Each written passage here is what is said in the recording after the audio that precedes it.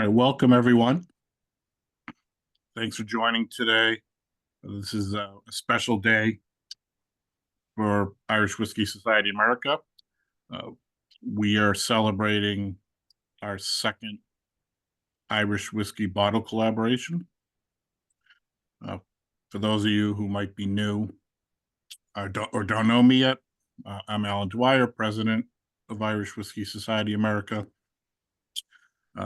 So as I said, we're going to be doing things a little differently today. A lot of times we're doing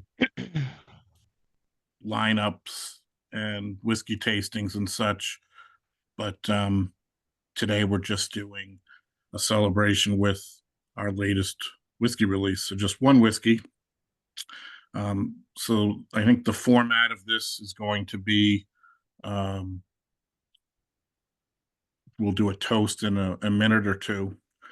I'll have some kind of opening remarks, and then I'm going to turn it over to Wayne Curran, who's joined us all the way from Dublin area in Ireland, from Jack Ryan Whiskey Company. He's going to tell us all about the whiskey that he's responsible for creating with us. And then we'll talk a little bit about Jack Ryan Company as well, their history, some of the stuff they're doing, as well as kind of the history of the Whiskey Society America, what kind of inspired this bottling. And then we'll just open it up for comments, questions. I'll have the chat function working, and we'll just kind of see where it goes from there. So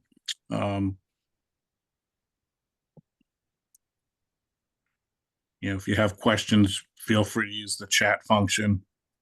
And I'm just going to kind of have a few more opening remarks. So if you guys want, while I'm doing that, if you haven't already, if you'd like to prep a little, pour your glass. I think they already have. All right. Well, I am going to I'm going to pour mine. So I'm opening bottle number 6. And as I'm doing that and pouring, I'll let it sit for a moment. So basically what just Did you say bottle number 6? Yes. But you've had a fun week. No, it says I'm going in order. I'm counting down from 150. So just a couple opening remarks, and then we'll do our toast. I want to just give everyone a chance to make sure I don't miss anybody or people that are joining late. So about a year ago, I guess I want to say, I reached out to Jack Ryan Company because I liked what they were doing, and I was interested in trying to line up an event, which we did last, I believe, was in October. So some of you may have attended that, and we did several of their whiskeys. But in the back of my mind too, when we were putting that together, was the idea of talking to them about doing a new bottle collaboration, because I did target 2024 to do one, and I wanted it to be different than the original one we did for our 10-year anniversary, which was a premium blend. I wanted it to change it up. So this one that we did is a single malt, and I wanted it kind of like the first release. I wanted there to be something special or unique about it. So that was kind of some of my criteria. So just in talking with Wayne about that, we kind of, for a couple months, went back and forth on a couple different ideas, I think, different castings like that, and came up with the idea of using the Grenache casks, which I'm going to let him talk about in much more detail in a moment. But that was really, the main drivers to just do a different release than the first one, something unique that would be of interest to people. So it wasn't going to just be the kind of whiskey you could get on the shelf. So I think we accomplished that. And I think the second element of it was the tie-in and calling it Next Parish Over, to our origin back in 2010. So I am going to speak more to that as well in a few minutes. But before, we kind of go any further, as I'm just letting some more people in. This is why I wanted to have a few minutes of opening remarks, because this way I could let any late arrivals join in so they could take part in the first toast. What time is it there? A little after 4 o'clock. Yeah. Well, depends on where you are. I shouldn't say that. 4 o'clock East Coast. I think we've got some people on the West Coast in California, so it's only 1 o'clock there, and some people in the middle part of the country. It's probably 3 o'clock. So that's why we kind of chose this time. It was late enough for people here and not too late for you, hopefully. Yeah. Any later, and I think 6 or 7 o'clock your time would have been about 1 o'clock here. Yeah, so we want to strike a balance. So one of the things we'll probably do today is people, if we do get, I think we did this a couple of years ago with one of the tastings, some of you may remember, when people joined in late, we did kind of a retoast. So maybe we'll do that again. If people join in, as they join in, we'll toast their arrival. Freak them all out. But anyway. I think Tim up there. Tim, were you not here? You were here for the last Jack Ryan tasting. Yes. Yeah, I know. Yeah, I remember. Hank, you're always thinking. Wow, made an impression, I guess. I'm terrible with names. I'm great with faces. I'm terrible with names, though. And so the Tim was because it came up on the screen. Other than that, I'm like, I think I remember that guy from last time. All right, well, let's not keep everybody waiting. If you've poured your glass, let's toast to our second release, the Next Parish Over. Sláinte, everyone.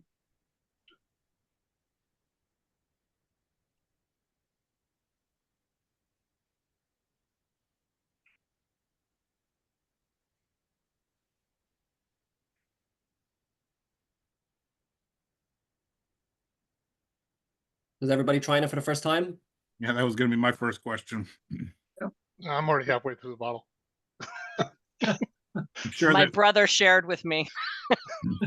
Any thoughts? I like it. It's good. Yeah, anybody else just opening for the very first time right now? So several of you. Okay. I know. So I opened this bottle, but I cheated because I've had some before. But hi, Raphael. I'm opening. How's it going? I'm opening for the first time. I kind of wanted to wait for this to kind of experience it. Look, hopefully the kind of idea around, like all Jack Ryan releases, the same as this one, is that you're kind of trying something that you might not have tried before, a new type of experience, and the Grenache kind of ties into this. Like the bottling itself is distilled at Great Northern Distillery in County Louth.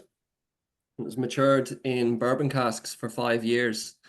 But the further maturation and the finishing is Oloroso sherry and French Grenache wine casks. Now, Oloroso is what all know and probably all love from drinking Irish whiskey if you drink it quite a lot.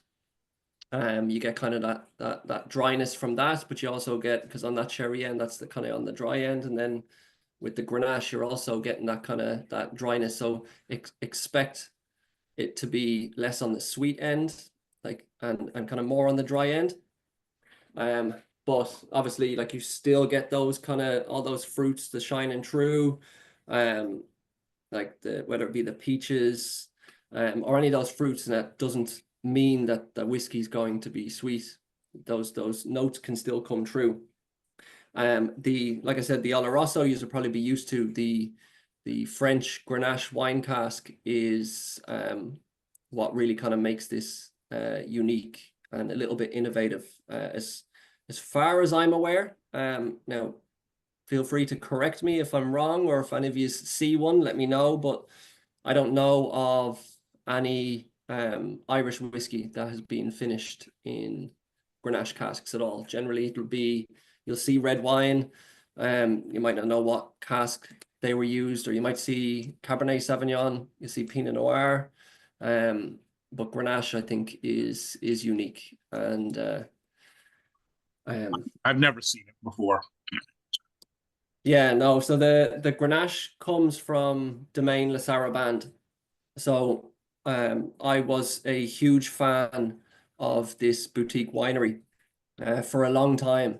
And when I came board with Jack Ryan, because we like to do kind of different finishes, unique stuff, they came straight into my mind. And there was a few on my list that I would love to work with.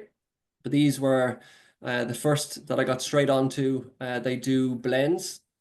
They're over in the Languedoc, Paul and Isla Gordon. So it's kind of that like French Australian connection between the two of them. And they make beautiful blends, generally around kind of the higher end, around 14% alcohol, Syrah, Mourvedre, Grenache blends. Now, when I was speaking to them and talking about kind of that, one, I want to work with them, but two, I don't want to do what other people have been doing. So kind of Syrah was an option, Mourvedre was an option, and Grenache was an option, but they happened to be disgorging Grenache at the time, and they agreed to send the cask over. Now, with this release, 50% of the release spent time in the Grenache casks. So after the 5 years, there was 16 further months where the whiskey was in Oloroso sherry casks. And about 7 months into it, we took 2 of those casks and put them into the Grenache cask and further finished for 9 months. This makes up 50% of it. The Oloroso part of it has already had a release. I don't know if anybody has maybe seen or tried Jack Ryan Shelbourne Batch 1. Excellent. So we released that last year, November. We had put it into the Irish Whiskey Awards, and it won Best Overall Single Malt Irish Whiskey 11 years and younger. So we were very happy with that because it was a 5-year-old. And it was in the 11-year and younger category. And the whole kind of thing behind that release originally was supposed to be that was going to be a new core whiskey for us, and it was going to come down to 46%, like the release that you guys have here. And I was going to the Whiskey Live, and when you're going to Whiskey Live, you always want to have. Has anybody been to Whiskey Live here? Basically, it's just a big hall where just all the different Irish whiskey brands will all come together, and you buy a ticket basically, and you go around and you get to taste everybody's whiskeys.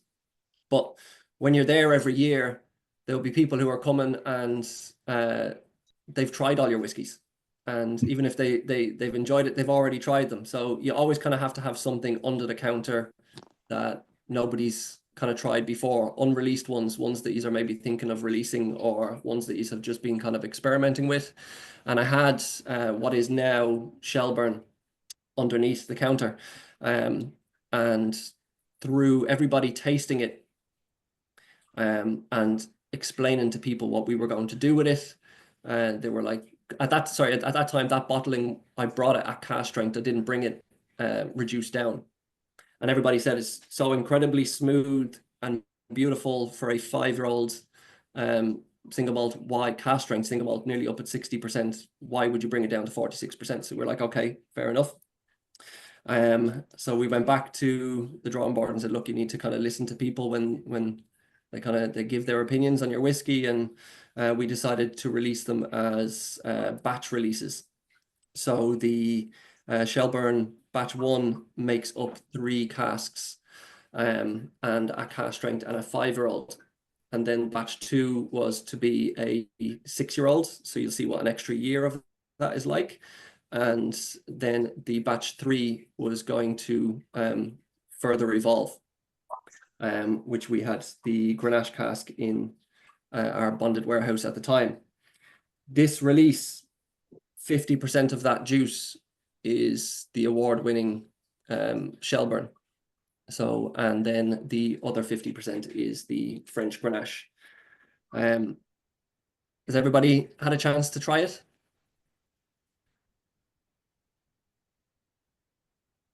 Anybody have any kind of thoughts on what the nose will be on this whiskey?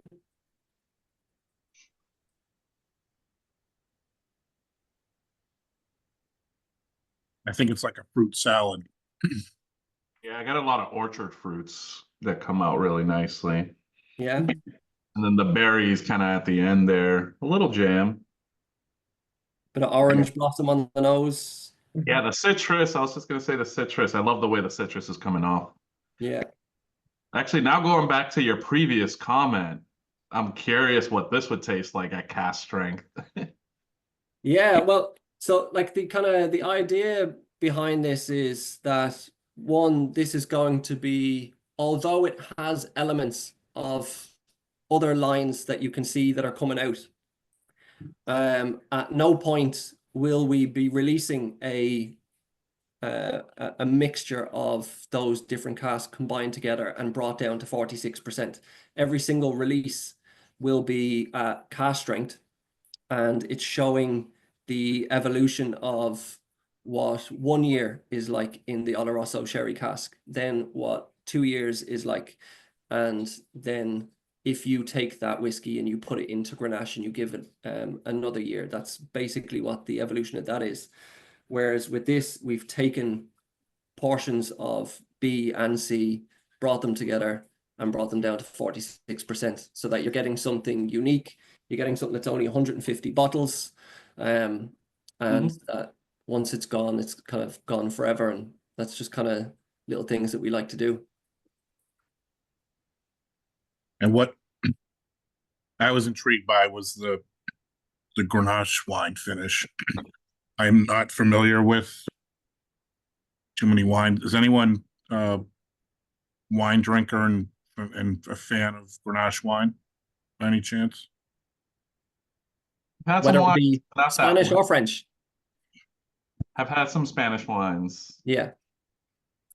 Yeah, so It's kind of like the Pinot Noir grape, you know, and it's got those kind of thin skins, but it is it's very kind of full-bodied. You get that kind of spice off it, you get those red fruits off it. It's generally used as part of a blend. So as Sarabande would do, where they're using, I think, like the wine that would make up what this so this whiskey, the cask, what wine that would make up would be 75% Grenache, and then the rest is made up of Syrah and Mourvedre. So it's a Ooh, blend. Syrah, such a good wine too. Yeah, like there is so much that you can do with whiskey that kind of moves, even if it's just moving slightly out of what the norm is. And we also do use the norm, like the standard maturation of bourbon casks. Yes, we have our latest our entry-level release, which is the first single grain we've ever done. We've used Pinot Noir casks. They're very widely used, but we do like, when we can, to use a style of cask that you're generally not going to see on the shelf when you walk into a whiskey store, you know. So even Syrah will be a good one to use. Mourvedre will be a great one to use. But to be honest with you, there was no way to actually predict that's what is kind of fascinating about working with casks like this as well, is there's no way to predict what you're going to get from it if it hasn't been done before. And I like that. So it's very experimental in the way that I didn't even have expectations of how it's going to evolve, what flavor notes are going to come through on the nose, you know, and on the palate. Yeah, and I was going to say, Wayne, too, with I had no expectations, not being familiar with it, but I was intrigued because it was something I hadn't heard of in whiskey before. I think the dryness of it as well Yeah, got well, to it, and didn't then it? when I tasted it for the first time, that was, I guess, two things that my immediate thoughts were. It was the dryness, but what I also really liked before really exploring it was just that it wasn't overly sweet. Yes. Because Yeah. I think with a lot of, you know, and again, that there's a place for everything. But I didn't really want something that was just too sweet. So I actually was pretty happy, you know, that it was bringing something I thought fairly unique with the dryness, and just the more what I found, not that I'm encouraging you guys to fill your whole bottle, but what I found is the more you kind of sit with this and drink it, you get different tasting notes, and it's interesting. It just kind of builds the fruit, what I call like you know, like a fruit cup. You get different as you go along. It's kind of interesting. The grapefruit and the kind of mellow kind of really comes through on the palate. That kind of sourness. But with the Oloroso, so the Oloroso is a dry form of sherry anyway. Like if we'd have done like a PX, then yes, you'd have got that sweetness coming through. But I think when as part of that kind of that Grenache, that Oloroso is you're just kind of bringing the flavor profile kind of altering, but you're keeping that same consistency on the dryness versus the kind of the sweetness with the Oloroso and the Grenache. They come together. I don't know if taking something like a PX and putting that with Grenache would have worked. It would have gone one way or the other. This, although we don't know what to expect to get on flavor wise from the Grenache, we knew we were going to kind of get that dryness coming through, and it was going to be consistent with what batch 1 and batch 2 had been with the Shelbourne. You know, I feel like I'm very sensitive to tannic whiskeys, and I feel the tannins, but the structure is so composed because it's very subtle at the tail end of the finishing experience of the but finishing. Grenache tannins are soft, so they're not harsh. So like it has that kind of like somewhere in between what you would put like a Merlot and a Cabernet Sauvignon, because Cabernet Sauvignon, you have those really harsh tannins, you have that grittiness.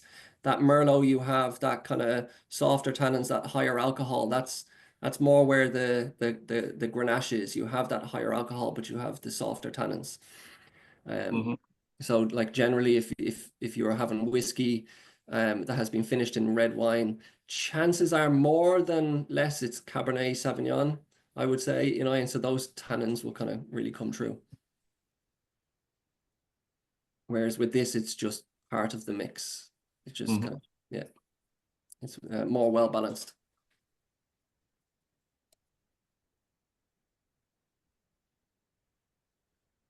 I'll tell you a bit about Jack Ryan. I'm sure, like I said, there's a lot of you that were probably in the tasting the last time when we did a virtual tasting. I think we have a few whiskeys. Yeah, I think we had three or four whiskeys going last time. Raglan Road, and I'm trying to think. We did we do Raglan Road 2 is ready now. You should. Yeah, we did Beggars. I think we had Beggars Bush too. So for anybody here who wasn't here the last time or doesn't really know Jack Ryan, there's, I don't know if you can all see the screen there. That's the Beggars Bush pub.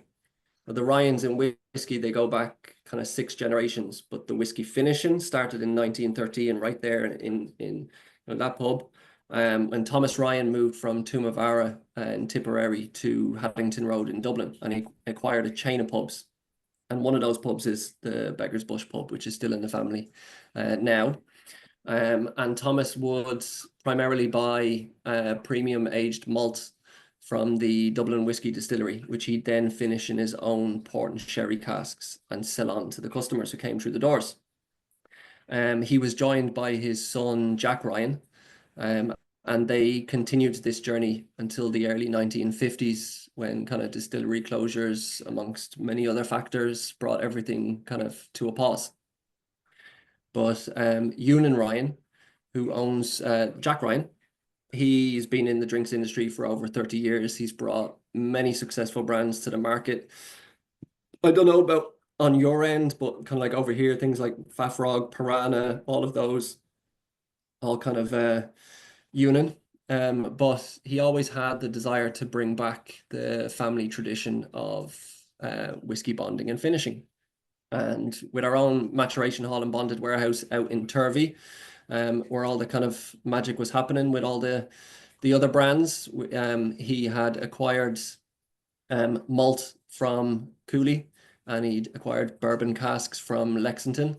And then in 2013, 100 years on from when Thomas and Jack originally started the whiskey finishing, he decided to revive. It used to be called Ryan's Malt.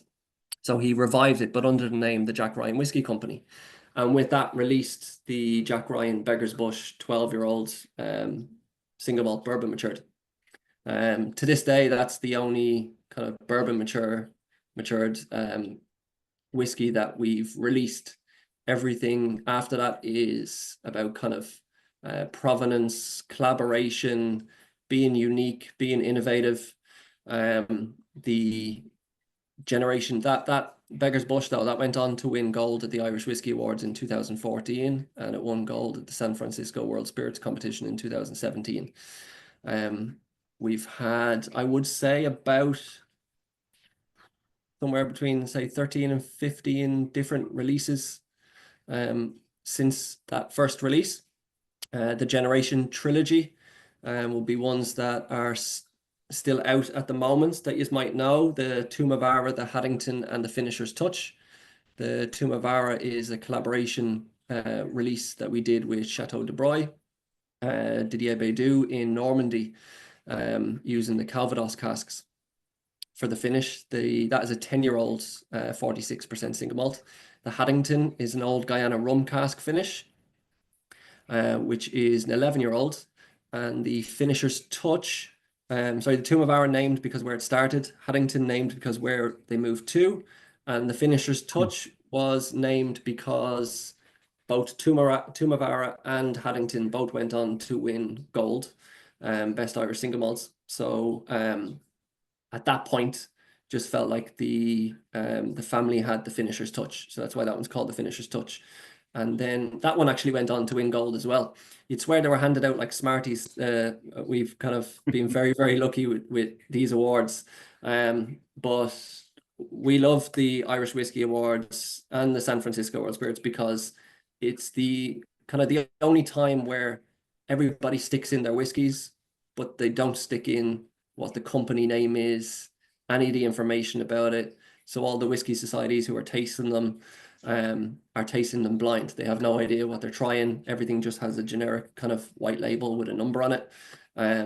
So it's a chance for kind of us to pit ourselves against the big guns out there, and we've been very fortunate to win many awards.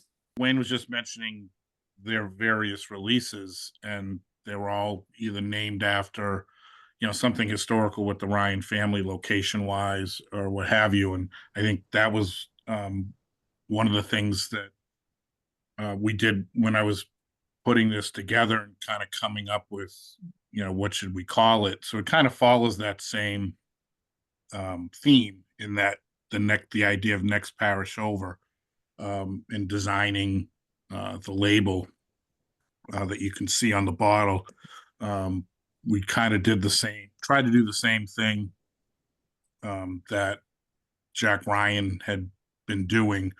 So the whole idea of this was we formed in Boston in 2010 as a club, actually in the now gone Whiskey Priest pub in Boston. Nice. So on the seaport, there are now large buildings there where this once was, but a few of us met here and formed this back in 2010 in October. So that was kind of the, our simple origin story way back then. So when trying to come up with, all right, what are we going to call this new whiskey that we're doing? Just from travels and anybody who's been to Ireland, I know particularly on the, in Dingle, you hear the term next parish over in reference to Boston quite a bit. So that's the idea behind the name. And if you can see, it's not great on this image here, but on your bottles that you all have, there's actually you can see the cityscape background of Boston there. And then some of the other little touches that we did in the label, you'll notice the blue and the yellow, or blue and gold coloring. Those are the colors of the Boston flag. And did anybody notice that was Boston in the background? as I say, some probably got it despite that. Yeah. But I hope you did, because it took ages to get that in place. yeah, no, I was going to say, It that's why wasn't I did want to spend a few minutes on the label. Yeah. There was a lot that went behind it, and then just getting it approved. Now that element took a lot of time, I guess, for you to get the image, which I don't think was any of the holdup. But so the blue and the yellow colors are Boston themed.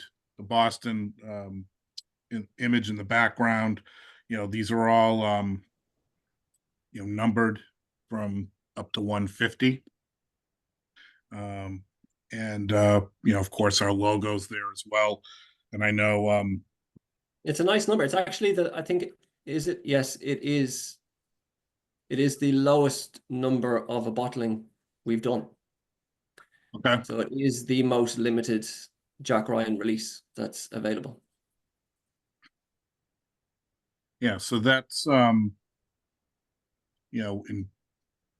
putting this together, and then of course, just the information about the whiskey itself: 6 years, 46% double distilled. And then the back, of course, has just a little bit more about the specifics of the whiskey that Wayne went over earlier, and then a little bit about the history of the club. So, back in 2010, there were only, I don't know, half dozen of us that got together. And now we're in, I don't know, I have to check. I think we're in 42 states now. So grown quite a bit since then. So this is kind of this release is really for the members, with kind of a nod to our origin way back then. But I know, Wayne, I think we originally were going to release this earlier than we did, and it's just a tough process to get. Yeah, there's been so much put into this, Allan, that I can't even remember how it all originated, how it all started. But all's well that ends well, right? Yeah, Yeah. 100%. Look, it's a fantastic whiskey, and I'm grateful to Allan for kind of putting this all together, because like I said, my kind of original thoughts were to that Shelbourne was going to go down to 46%. So the fact that it actually it did make it down to 46% at some stage, but it made it down into the bottling for yourselves. So yeah, it was a great experience kind of all the way, and I hope, and I'm grateful for everybody who has bought a bottle or does buy a bottle and enjoys it. And hopefully the kind of idea always is that when you drink it, it's not really going to compare to any other bottling that you've had. Does anybody have any questions for me, maybe about kind of Jack Ryan or about this whiskey or anything? Can you talk about the mash bill? What was in the mash bill, or is that Oh, it's single malt, so it's 100% malted barley. Yeah. so 100% Yeah. malted? So like if we were talking about maybe if we were doing a blend or whatever like that, and there was kind of grain involved in it, or you know, but it's yeah, so like it's just straight up single malt. The first kind of time experimenting outside of that is with we've now released a single grain and a blend, and the grain is kind of 94% French maize and 6% malted barley, but this is just straight up single malt, and it's kind of what we always did from the get-go. What's some of the stuff you guys have coming or possibly coming that you're allowed to talk about? So there is Shelbourne Batch 2, which will be released shortly. That's the cask strength 6-year-olds, just Oloroso. And then there is Raglan Road 2 is also coming, which I don't know if anybody's tried Raglan Road 1. Raglan Road 2 blows it out of the water. Really? Yeah, absolutely blows it out of the water. There's a lot more to Raglan Road 2 as well. It's still with Breton Brewhouse, still Imperial Stout finish, but it's whole different combination of maturation and other casks blended together before it's put into the Imperial Stout. So that's coming. The single grain was just released there just little more than a week ago. I think that was we did that one in virgin oak maturation. So generally virgin oak is used for a finish, but again we always want to try and be kind of different. So the maturation was virgin oak, and then we used California Pinot Noir casks. I won't say the winery yet, but yeah, California Pinot Noir casks for the finish, and that's at 40%. Another very, very interesting release when I did the single grain launch at the Corkscrew Wine Merchants. I happened to again bring along a unreleased product, and it was a whiskey that I finished in Fee Brothers Orange Bitters and an Old Tom Gin cask. It's very, very, very, very different. You know, sometimes when you're kind That's of calling my name, Allan, right? Yeah, I told you. It's that kind of experimental that I only got one cask to start off with. And when I did the launch tasting for the single grain, I had a bottle of that with me. And now everybody was so amazed by it and asking, like, when can I get my hands on it? When can I buy it? And I'm like, well, I don't even know a date yet. And then the owner happened to be there. And he's like, well, what if we buy it all? And I was like, well, okay, I'll have to go back and speak to Ewan first. And then, well, they said, well, look, how many bottles do you have? And I said, well, I've only done one cask, so I have around 400 bottles. And they said, okay, fine, we'll take them all. So No, you should have told me you had one less. yeah, well, it actually turned out that we had about just shy of 550 bottles. So 400 bottles are going in on Tuesday, which is exclusive to the Corkscrew Wine Merchants until January. And the remainder of the bottles I kept for the on-trade. So they had off-trade exclusivity, just kind of like off licenses and stuff like that. And then the remainder of the bottles for the on-trade. But we then kind of signed, so where I get these casks, and they're the only cooperage in the world that receives these casks. So we've now kind of taken on the exclusivity for those casks. So we actually have 16 more casks now on the go. So that will actually be a core whiskey. And like I was saying, with whiskey, when I know a lot of people, obviously some of you have fantastic noses and palates, but you know, like when you're going through whiskey with somebody and you'd be like, look, this smells like, I don't know, anything you think of. Let's just say oranges for the sake of it, right? And people will taste, or people will smell or taste that because you've kind of said it to them, that kind of subliminal thing. But with this whiskey, when I tell you it smells like oranges, you cannot miss it. It's quite incredible. Yep.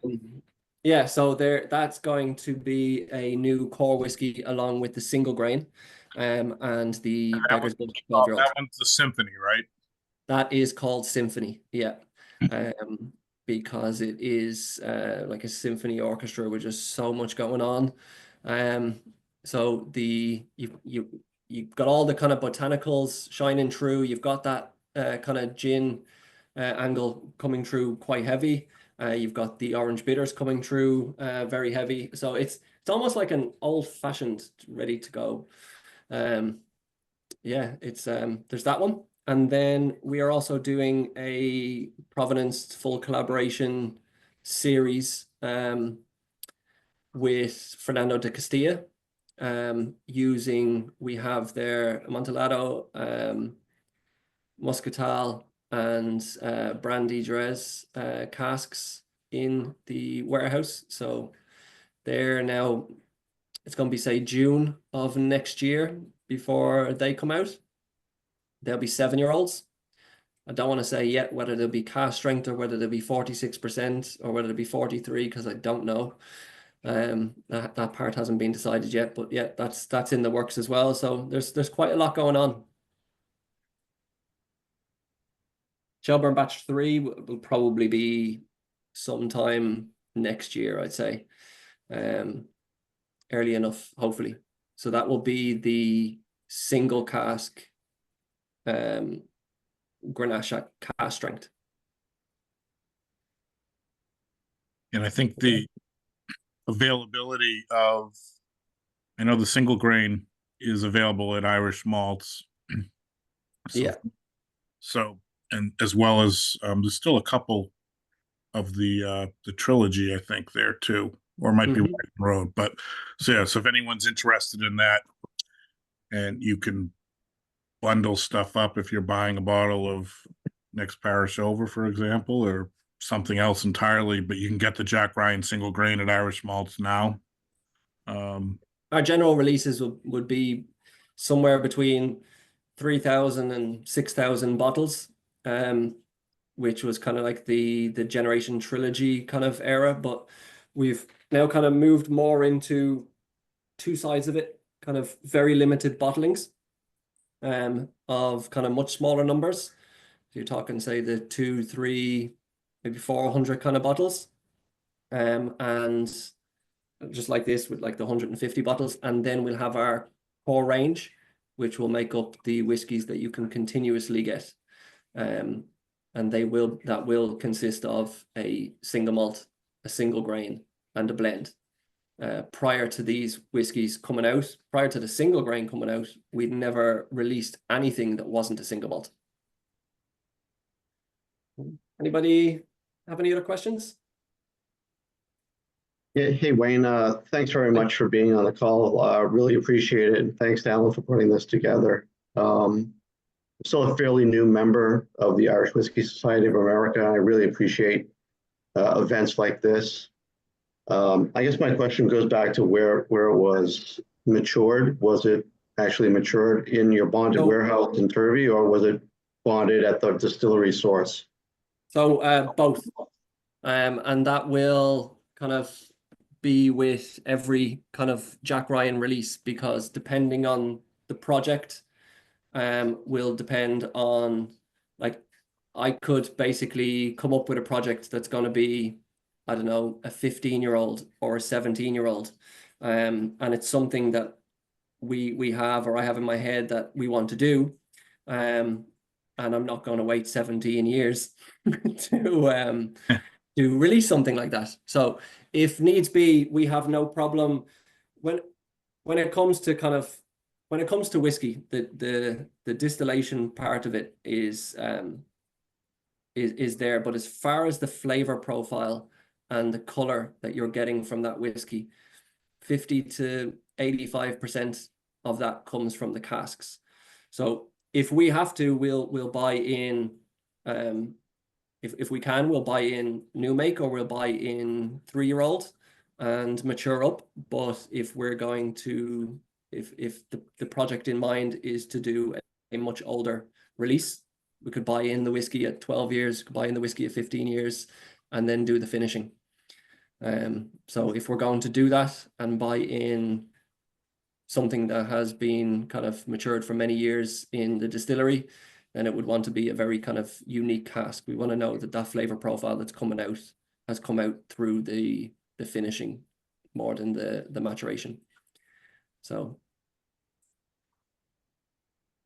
anybody else? So more of a comment than a question. It's, Yeah. I think the dryness of the whiskey works really well. I have it with a fresh hop IPA at the moment, and pairs well, stands up well with it. So there's a great balance to this whiskey, which is very good. It doesn't get long. You're drinking both of them side by side? Yes. Usually it's Guinness I'd none today, so it's a fresh hop IPA on the whiskey, and it pairs better than I thought it would. Yeah. Show us the IPA. I can show you. Well, I'd actually have to get the glass. I can just show you. Okay. Give me one moment, and I will come back and I will show you the IPA. Nice. One of the things I find with this whiskey is that this is, like a lot of times, particularly if we're doing at-home tasting events or other things, we're trying lots of different whiskeys. Mm-hmm. So you kind of, you might like something, but then you're moving on to the next thing. What I found with this one is if you just sit and you're just drinking this for a while, to me, it gets better the more you're drinking it. It's a really long finish as well, doesn't it? Yeah, just so that's one of the things, because when you first taste it or taste it for the first time, I think you get, you get a little bit of the dryness and you get the fruit, but you're kind of like, well, what is that? Because it's different, it's unique with the Grenache, I think. So but the more you explore and kind of sit with it, to me, that's what I found anyway. Because when we were first doing this and sampling it, I was, just doing the little samples before we kind of move forward with it. So it was great when I was able to sit with it more and just kind of, not that you always have to sit around and think about the whiskey you're drinking, but I found I think that's a good thing, though. Alan, I noticed the same thing because I'm at my daughter's and I don't have nearly as many options here. Like 4 walls is the only other option, so it was all good. I really think that's a good thing, though. I don't believe a whiskey should be too easy to dissect when you're drinking it. If it is, then it's probably a little bit too familiar.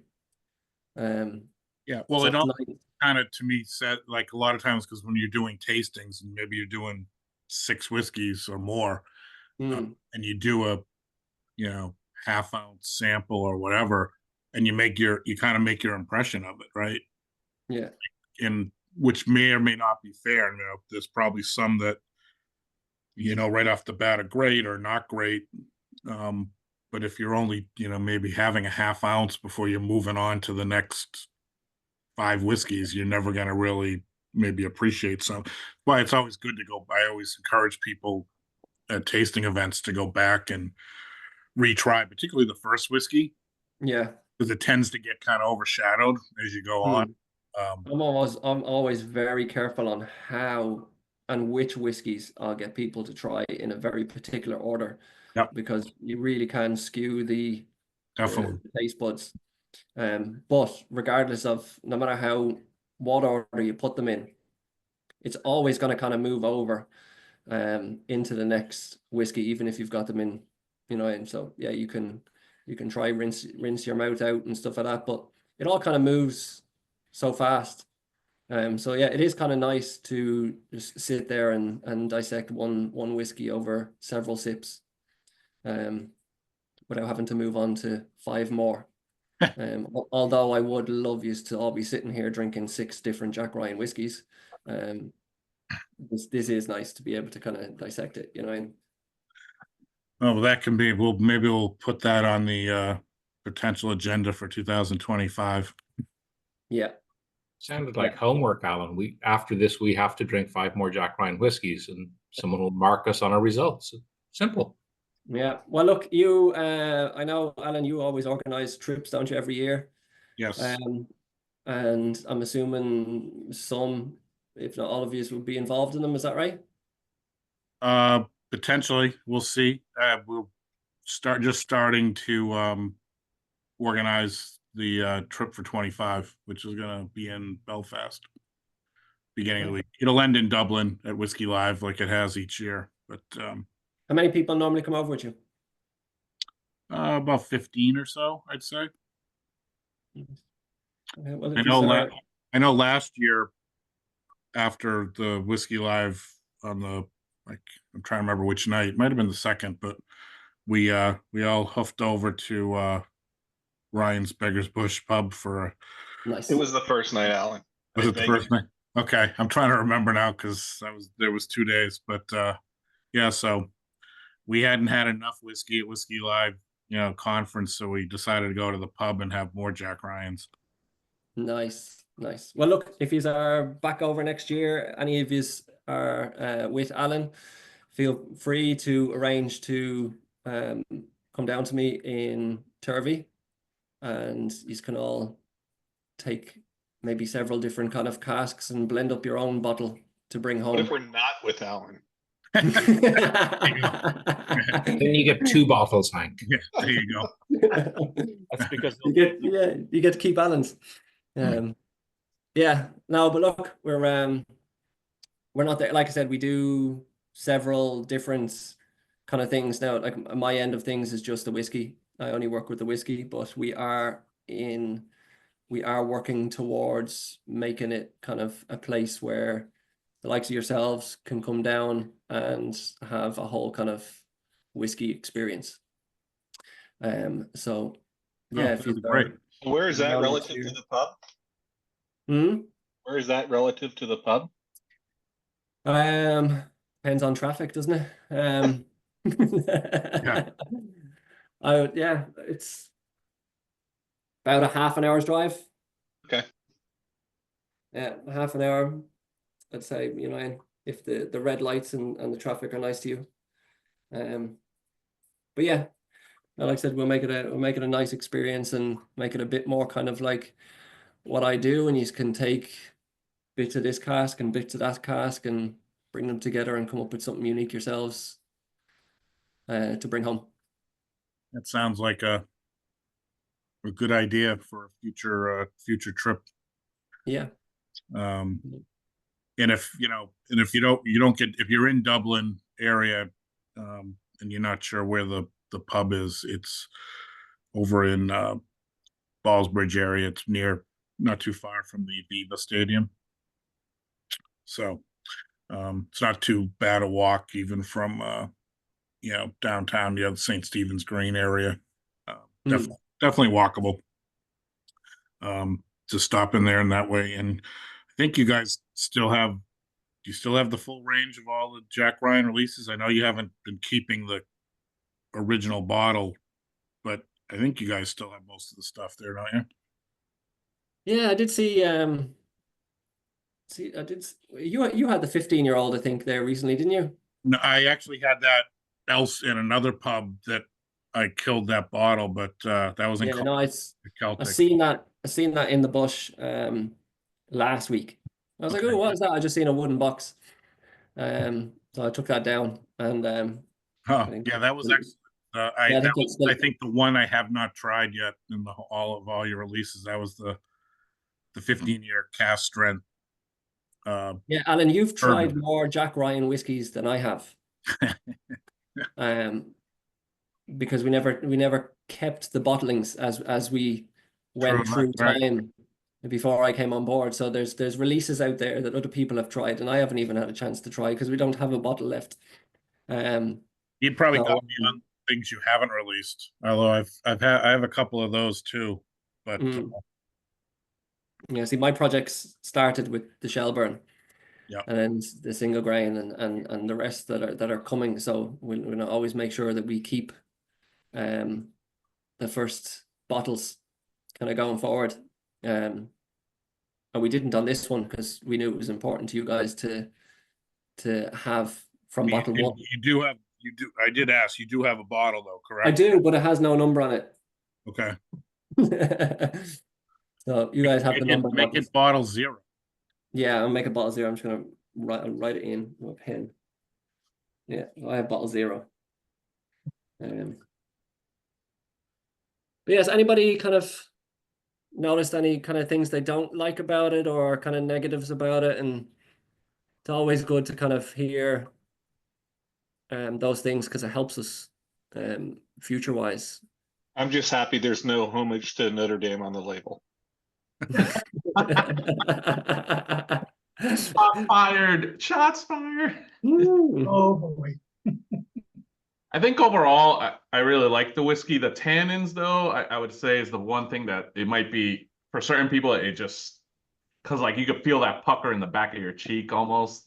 But after the first, like after the third sip, I felt like it's, or maybe it's because of a fresh crack too. I think as I let it sit in the glass for a little bit, it kind of opened up more and it softened the tannins a little bit more, and it just got better for me. Does it have like the inside of your cheeks going a bit kind of like cottony? Yeah. Kind of tone that down. Yeah, I think, but I don't know. At the same time, it's like if I let it open up, it kind of, I don't know if it's just my palate's getting softer after I drank a couple, because I did it like fresh palate right into, so this is the first whiskey, but I think that kind of stood out. So I think that might put some people off because I suggest to you, pick up a bottle of Shelbourne Batch 2 when it comes out, but don't pick up a bottle of Shelbourne Batch 3. That's where those tannins are. Well, good. Well, I hope you enjoy it.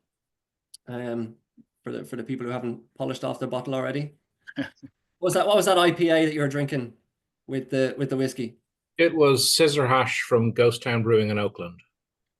I've never seen that before. Nice. So are you an IPA drinker?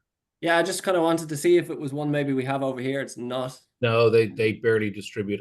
I'll be back in Dublin in about 2 weeks. So let me see if I have space and weight in the luggage, and I'll see if I can bring you over some IPAs. Nice. I see if we just drop them into Beggar's Bush. You let me know when you're coming over, and I'll make sure that I have something unique for you as well. You can drop it off at the bar, but I don't know if it'll make it get to Wayne. Make sure I'm there. To let him know that it is fresh hop season at the moment. So this one, I think the hops were in the beer within 24 hours of being picked. Nice. Yeah, no, it looks a bit scary, but I look forward to trying it. Sounds good. Happy days. Thank you very much. So we're gonna stay on, everybody. Do a little bonus overtime if you'd like, but again, just wanted to extend thanks to Wayne and Jack Ryan and everyone involved in helping us, bring this our second collab out. Again, hope everyone's enjoying it. There are still bottles available to buy. So I think if you like this one and don't feel like you have to kind of ration it, because I'll kind of keep track as we're getting low on inventory, but as of now, there's still bottles available. And I am bundle purchasing stuff for people that are more local to cut down on some of the shipping costs. So we'll continue to do that. Yeah, and we have it cut specifically just for, like, you have to have a link at the moment. You have to be part Right. of the Irish Whiskey Society in America to right now it's just exclusive to us. So we'll we'll monitor how that's going. But and then yeah, I was gonna Yeah, say, and then Hank Barnes has given you tips on what to add into your basket to help with the Oh. shipping. Because I know that is a killer for you guys, isn't it? yeah, well, it's just bundle. Just buy a lot of stuff and it brings the cost down. The Alan, math's kind of easy. If you only buy one, it kills you. If you buy four, the not paying VAT typically offsets the Yep. shipping. Yep. That's Yeah, kind of and the rule. I If mean, you're with gonna the, buy 4, you may as well buy 6. It's common sense. well, I was gonna say, if you, I've been buying 8. So, and when I do that, in the box, they kind of have to put a filler because the boxes are for 9. So you might as well just go full 9 so you don't have to waste a filler spot. But I'm glad you're taking care of the environment, Alan. yeah, but you can't go more than 9 though. Otherwise, you could get in trouble with customs, is what I've been told. that's what I wanted to ask. Yeah, but You can't go over 9? you, well, I think you probably could. They don't recommend it, and if you do, it might get held up at customs. I Alan's think a that's rule follower. 9 in one shipment. So if you ordered more, they could put it into 2 boxes and send it. I say that purely based on random conjecture and nothing to do with the amount of whiskey I've had delivered from Ireland recently. Yeah, they, That is the 10 James bottles. Fox method of big orders, multiple shipments. Yeah. Yep. But yeah, that's the key. Or find a friend and bundle your orders, or just start making your Christmas list now. But new releases are coming all the time too, so you don't just have to buy the next Parish Over. You can, once you use that link, you can jump on and get other stuff. So that's what's kind of nice about it too. Yeah, or you can get on your plane with your IPA and save on shipping. Yes, that I do save on shipping by putting it in my suitcase and just facing the wrath of US Customs, who one time said, "I'm warning you, you brought back too much whiskey." I'm like, okay, well, yeah. Yeah. Well, I let me only know. had 3.75 liters in my suitcase. Yeah, let me know when you're here. I'll meet up and I'll give you a sample of actually I'll give it to you at cask strength of the orange bitters and gin one. Ooh, That sounds good. Hank may beat me up for that, but I'm flying back on the 10th. So I'll be around for a couple of days, then off to Donegal, Waterford, back to Dublin. So I'll drop you an email. I'll reach out to Alan Nice. to get details. yeah, Wayne, that would have been my comment on the symphony. At cask strength, I think it would be outstanding. Did you not try it at cask strength, Alan? No. No, I've got it at the 40. Wait. You've tried it and you haven't told me about it? I told you about it. I said I've got some stuff that you're gonna be interested in. Wait, Hank, Alan didn't send you a sample of that? He sent the rest of us in this call a sample of it. Wow. No, that was one of my thoughts, because it's obviously very unique, and I'm like, ooh, at cask strength, this would be really, really something. But It is. Do you know what? The thing with it is, Alan, though, is at cask strength, the whole reason to bring it down to 40% is because nobody's ever done anything like this before. It's been done kind of in separate elements, because I know Teelan have done a gin cask Yes. and somebody else, Radaman Shortcross did an orange. yeah, like an orange liqueur. Yeah. Yep. But that was like with a heavily peated whiskey, Yep. as far as I know. So whereas this kind of bringing all those elements together, but at cask strength, it's debatable. Some people will basically kind of say this is not Irish whiskey anymore. Yeah, I think too, it's, particularly it's part of the core range. So it's given its kind of out there uniqueness wise. Even at 40%, you want to make it accessible to everybody. So I get it, because cask strength would eliminate half the market probably right off the bat. So makes sense to cut it down lower. But yeah, but it will get released at cask strength as well. All right. Where we really kind of see that going is My house. yeah, like apart from kind of niche whiskey stores, it'd be kind of like restaurants and places like that, because when I did bring it around to give certain people that kind of like I trust and value their opinion on the whiskey, they said, look, this is literally like an after dinner dessert drink. Yeah. You can, I mean, you could use that. I put in the thing because I've done a paper plane with the Teeling Rye gin. I think it'd be an awesome and like a paper plane derivative drink cocktail. It sounds like a very cool thing to put in some nice cocktails. It's almost Yeah, it's almost like a ready-made cocktail. it in is. Yeah, itself. yeah. You know, like you kind of drinking it, and you're like, if you know, if you're not drinking it at the beginning of the night and it's at the end of the night, you might even be wondering, am I drinking a whiskey? You know, because it's just so different. But yeah, some people I would think at restaurants and stuff, particularly like you said, after dinner drinks would like it because it would kind of be almost like a dessert whiskey kind of thing. Yeah. It was like Instead a of a Grand Marnier floater on a margarita, you have one of these. Oh, very cool. Yeah. I think that's where the fun is, because it's pushing the boundaries of what do I expect whiskey to taste like, and then how far can you go? Obviously, there'll be some things. I'm aware of a whiskey that was aged in cask that held fish in Norway. I would not like to try that, but it's within reason. How far can you go within the constraints of this is the technical file, and how interesting can you make it? But that's what the whole kind of thing behind, not just us, there's so many people now, you know, that are trying to kind of break boundaries and see kind of how far we can go. And like I said, we're not a distillery. We don't distill.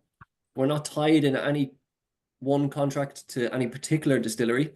So the whole point behind kind of Jack Ryan is, well, one, to put out whiskey that everybody's going to enjoy, love, and it's quality whiskey, but also is different, unique, innovative. Something's going to make you think that when you're drinking it, it's not just going to taste like another brand's whiskey that you've had a week before or whenever. That, you know, and there's something very kind of different about it. And it's that risk as well. Like I said, working with casks where you actually don't know what to expect. What's going to come from this, and you're kind of happily surprised then when it works out. When it doesn't get released, but when it works out, it gets released. And then there's other casks that are just incredibly difficult to work with, and like an imperial stout, like the Raglan Road one, like working with something like red wine, imperial stout, any sort of stout, those type of things, they're very, very difficult to work with. When you're talking kind of low ABV, you've got that kind of risk of putting it in at the right time. You have that risk of taking it out at the right time. You can go too far, you can overcook it, you know, and you can ruin it. So there's that risk and reward with bonding and experimenting with casks. So that's kind of where we're at. Well, luckily you've got less travel now, so you'll be able to spend more time in the warehouse doing taste sampling. Yeah. Yeah. Now look, I know you guys are going to have a lock in and be drinking all night. So if there is any more questions that come through, because I see that box keep popping up with text, but by the time I look at it, it's gone off the screen again. I kind of look it down, it's gone. So any of those questions that have come through there that I haven't answered, or maybe they were just comments, but feel free to tell them to Allan. Allan will pass them on to me. I'll answer any questions that you have, and he'll get those back to you. Yeah. And then anybody who comes over to Ireland and Dublin, just make sure that you kind of drop me a line if you fancy, and we meet up at the Beggar's Bush pub. Yeah, I can get you contact details to everyone too, so if they're visiting. Yeah. All right. Well, again, thanks for taking some time tonight, Wayne. I do really appreciate it. And like you said, I'll keep this open. We can stay on. We'll call it overtime, what have you. For those who'd like to continue for a little bit here, but Wayne, I won't keep you up or I don't know. I know you have to be kind of quiet, I think, in your household when you're doing these at night, right?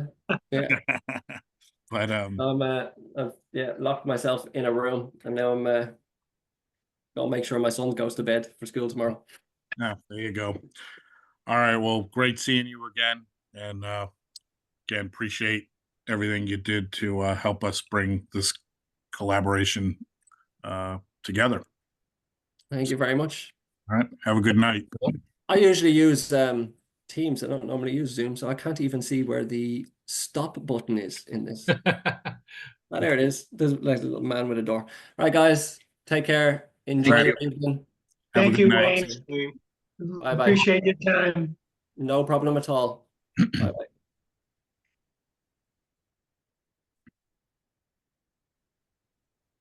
So like I said,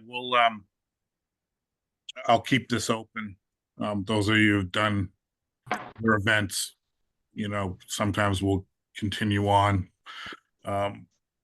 with, I don't know if it's scintillating conversation or not, depends on how much people have had to drink or whatever, but it is still early. I do appreciate people tearing themselves away from NFL football and that kind of thing. But here in Boston, I don't feel like we're missing much, to be honest with you. Well, I'm a Giants fan, so I echo that. Oh, the Giants are having a way worse time than we are. But yeah, no, I'm pretty happy with how this all turned out. Have you had the single grain, Allan? Yes. Is it good? Yeah, I like it. So it's got I tried. It's on Irish malts too, right? Yes. Yeah. Yeah. So that's got the Pinot finish. I want to say, right? So it's a little bit different finish than some of the other grains that are out there. So, it's nice if you're, for those of you that have had single grain whiskeys, they're lighter, but it's got, a nice little wine finish to it. But I'm intrigued by what he said about the upcoming Raglan. Because the first, I guess I'm trying to think if it's batch 2 now. So but the batch we did at the tasting last year, I think everyone pretty much liked it. So that's interesting that he thinks this one's a lot better. Although, in all fairness, you're not going to say it's not as good as the previous batch. No, but you might. I'm not implying it's not, but no one is ever going to say, if you like the first one, you won't like this one. It's not as good. No, but I would have thought if it's just like batch 2 and it's the same, he'd be like, yeah, we're coming out with batch 2, but for him to be like, oh, it's so much better. So I don't know. To be very fair, he asked what people didn't like. Raphael gave something, and he actually gave a great response yes, back. that was very good. That was excellent. Yeah, and I think, Raphael, the kind of what you brought up, I think might be one of the things I like most about this, just because it gives you that different mouthfeel than a lot of other Irish whiskeys. That because so many of them are just, are sherry finished. A lot of them are good. Just get that sweetness at the end But and they're all like they kind, especially some of the younger ones, they're masking their youth with the sherry. So this one I just find I like the finish, and I like how it has that kind of dryness and mouthfeel to it while you're drinking it. It's just something, it's a little bit different. So like if you're looking to like change things up, sometimes it's like good to have a wine finish. Sometimes it's good to just, or a peat or just a straight bourbon cask, whatever. So I think this one kind of allows you to kind of mix it up a little bit when you're not. I think overall, the one I should have made the comment, but I agree with everybody else that I think it's a very balanced whiskey. And I think that the key note that kind of stands out the most on the finish, at least, is that little tannic structure that comes out at the end, mixed in with the dryness, because it dries it out, but not too much. Because I've had whiskeys that were drier, that almost as dry as a wine, but this one I thought they did a good job. Maybe Grenache you usually get more in a like a blush sparkling wine here in the States, I think. I don't see Grenache by itself that often, but we've got several SGM blends. And my wife and I love Mourvedre. So we love those, Syrah, Grenache, Mourvedre blends. Yeah, I think that's why, I was encouraging people.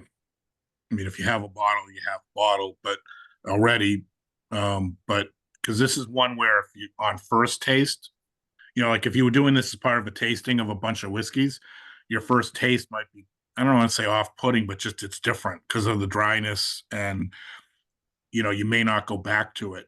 Where I found, because when I was sampling this months and months ago, trying to bring it to, first impressions, all that. So what I found is the more you sit with it and drink it, the more I enjoy it. I definitely noticed that. Like I first had it, I'm like, oh, this is good. It's different.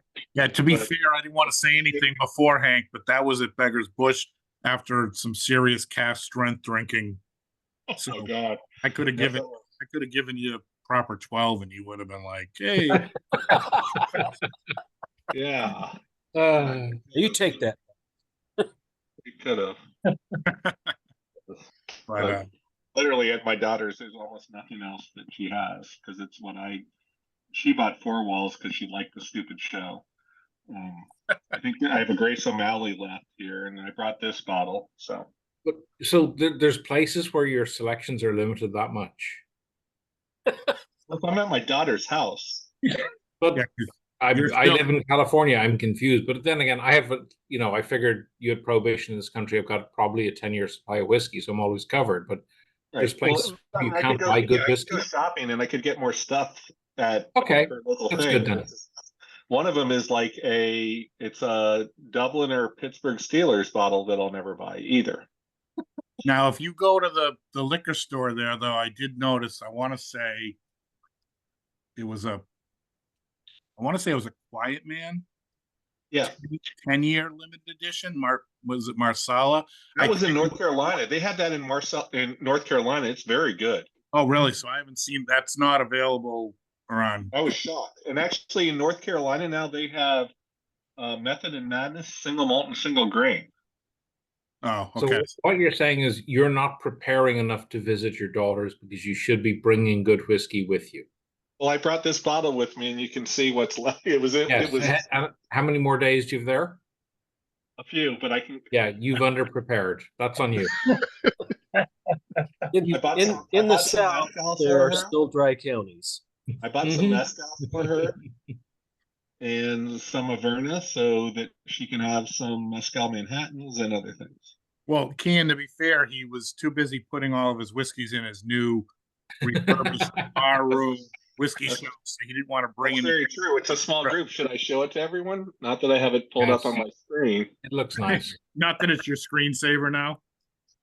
I'm surprised you don't have like cameras watching it all at all. No. Well, you've disabled. For those of us planning to rob Hank's house, please don't ask. Actually, do ask about the camera layout. There's no cameras there, Hank. Share my screen. Now you got to give me privileges. And I am proud to show this. So. See if that helps.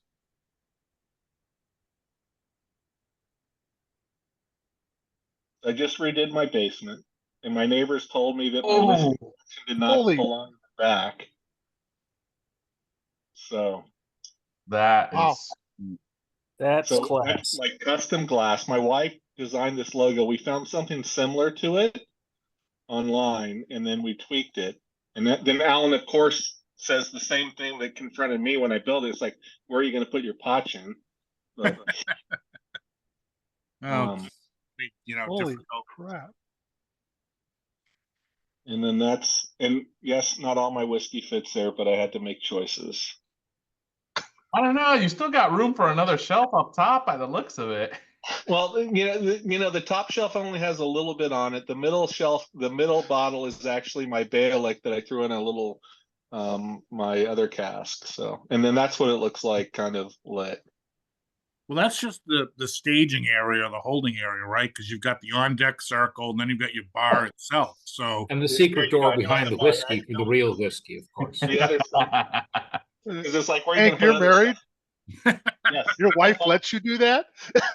she helps. She built. My She wife did is the stenciling. I work like we were just in New Hampshire, and I pre-ordered the for Colin 22 and a couple other things. We're in the store. She's like, "Why don't you buy that? Why don't you buy that?" And we went, and then we let's check this other store out. Well, how about you get that? So she's very much an enabler, and yeah, she helped stock the shelves and she cleaned the bottles as we moved from all the construction. As the lone woman in the room, I have to say, you know, you can have a lot of whiskey. Yeah. Yeah. I find it's a symbiotic relationship. I don't ask my wife about her shoes or handbags. She doesn't ask me about the whiskey. That's how we do it in my house too, you know. And No, it's just a little that's different. My husband doesn't ask me about my whiskey, and I don't ask him about his hobbies. Right. Right. But I mean, my wife does definitely contribute. So she's You go to a Massachusetts liquor store, Hank, when you were in Boston? I think I walked into one, but I didn't know because I was just downtown and I was walking most of the time because I didn't rent a car till we were leaving for New Hampshire. Okay. No, yeah, and I mean, there are a couple places in Boston, but I wouldn't say they necessarily have Yeah, I didn't see anything jump out at me. inventory, like at Federal or anything. But no, so I didn't, because if you had gone to places in Massachusetts, you probably would have found other things too that you certainly can't in Carolina. So it's very like I wanted to say about where you guys met. Do they have a decent Irish whiskey selection? It was back several years ago where it wasn't as variety as now, but was that actually a good Irish whiskey bar versus The Whiskey Priest? Yeah. Yeah, so that at the time it was really good. Okay. So this would back, almost 15 years ago. Yeah. So you got to remember, for them to have everything or have a good selection meant they had Middleton, Bushmills, and they had some of the Cooley stuff at the time. But I mean, for anybody who's kind of new to the game, it was a whole different ball game back then. I mean, even with Middleton, right? You had Powers Gold and Powers 12. Interesting for me. Sonus, that's in kind of Newbury Street area. Mm-hmm. They have Powers Rye. Okay. And so if anyone's down there, if you want a cocktail with Powers Rye, and the bartenders are great, so we spend a lot of time there. That's actually where we're staying. What's the one near Government Circle? Government Center? The Yeah. bar over there? The Dubliner. The Dubliner. The Dubliner had a bottle of Crowley. Really? Okay. I'd love to have it. She's like, "You're the first person who's ever asked for this." The owner was in here and he was upset that you didn't have any of his stuff. I was actually, I've done that a couple times in there too, where I've asked for things because I'll see they have it and they'll be like, "Oh, you're the first person," because if it's not the most well-known thing, Jameson or yeah. So because it's funny. I want to say it was when Red Spot came out. They had a couple bottles, and I just happened to be in there with friends who had come into Boston, and we met there. And it was probably the week that Red Spot kind of was, and I was like, "You have Red Spot? How is that possible?" And they're like, "Oh, the rep was here and left us a couple bottles, so that was why they were able to sell it." So I remember thinking that was kind of cool, because I don't even think you could buy it in the store yet. Yeah. Wow. That's awesome. But yeah, it's definitely changed in terms of what's available for Irish whiskey. And it's gonna. I also found several bars in Boston that had Kilkenny, which was nice. Oh, really? Yeah. I don't even do you remember what the names were? I think Dubliner had it. Okay. I think Solus had it. Okay, I guess it doesn't surprise me Dubliner would have it. Yeah. Dubliner is usually pretty good with their Irish whiskey, I think. Yeah. Their menu's good too, of food and stuff. You gotta like a place that opens up real early in the morning during like the Six Nations and that kind of Yeah. stuff. Like Well, they're the showing all. bartender was a lady from Donegal who was not like a friendly bartender at all, and she's like, "Yeah, I'm going somewhere else. And I'm leaving." Really, I know who you're talking about. She's leaving. Yeah, Oh, tall, skinny, yeah, dark hair. yeah. She's. Yeah. Oh, okay. That's. I was gonna say she's been there every time I've gone in. I haven't been there in a while, probably since The earlier. horrible thing is I can't remember the name of the bartender at Solus. He was great. Okay. So as you mentioned, the Six Nations, but 15 years ago, we were in San Francisco at the Chieftain Pub watching Ireland Wales 2009 Six Nations. I bumped into my parents' neighbors in the pub randomly, whatever, it was like Nice. 6, 7 o'clock in the morning. So they'd been to New York. One of their sons was getting married. They were in San Francisco. They just happened to be in the same pub. Within 5 minutes, my parents are texting me going, "I see you've met the Foleys." It was a very small world. Yeah. The when are you leave? When are you heading to Ireland? How soon? The 10th, so just under 2 weeks. Okay. And yeah. you're going to Dublin, so you're going to your house, and you're going to Donegal. Dublin for a few days, then taking my in-laws up to Donegal town. We'll visit Ardra and Waylock. Then it's a drive down to Waterford for a couple of days, where I shall pick up the Shelbourne bottles, and then back up to Dublin for the remaining week. So you're going from Donegal to Waterford. We're going to stop in Mullingar for about Okay. an hour and a half, 2 hours in the middle of the drive, because I think a 5-hour drive would kill people. I mean, in California, 5-hour drive is nothing. In Ireland, it's the fear of death. It's like no one drives 5 hours. Well, you're the driver, aren't you? I'm the driver. I'm grand, but yeah. I just got back from a trip where I didn't have to drive at all. That was great. I don't know what those are like. Yeah. Yeah. But yeah, I think I was saying to you last week, every time I go over there, I always miss stuff by Yeah. teams. So the first thing was we ended up, because it was a golf trip primarily, we played 6 rounds of golf, 6 days, and ended up playing in Cork. So I was like, we're gonna play Cork. I might as well hit the Shelbourne and go to dinner in Cork, that kind of thing. And this was probably 2 days before the release. Yep.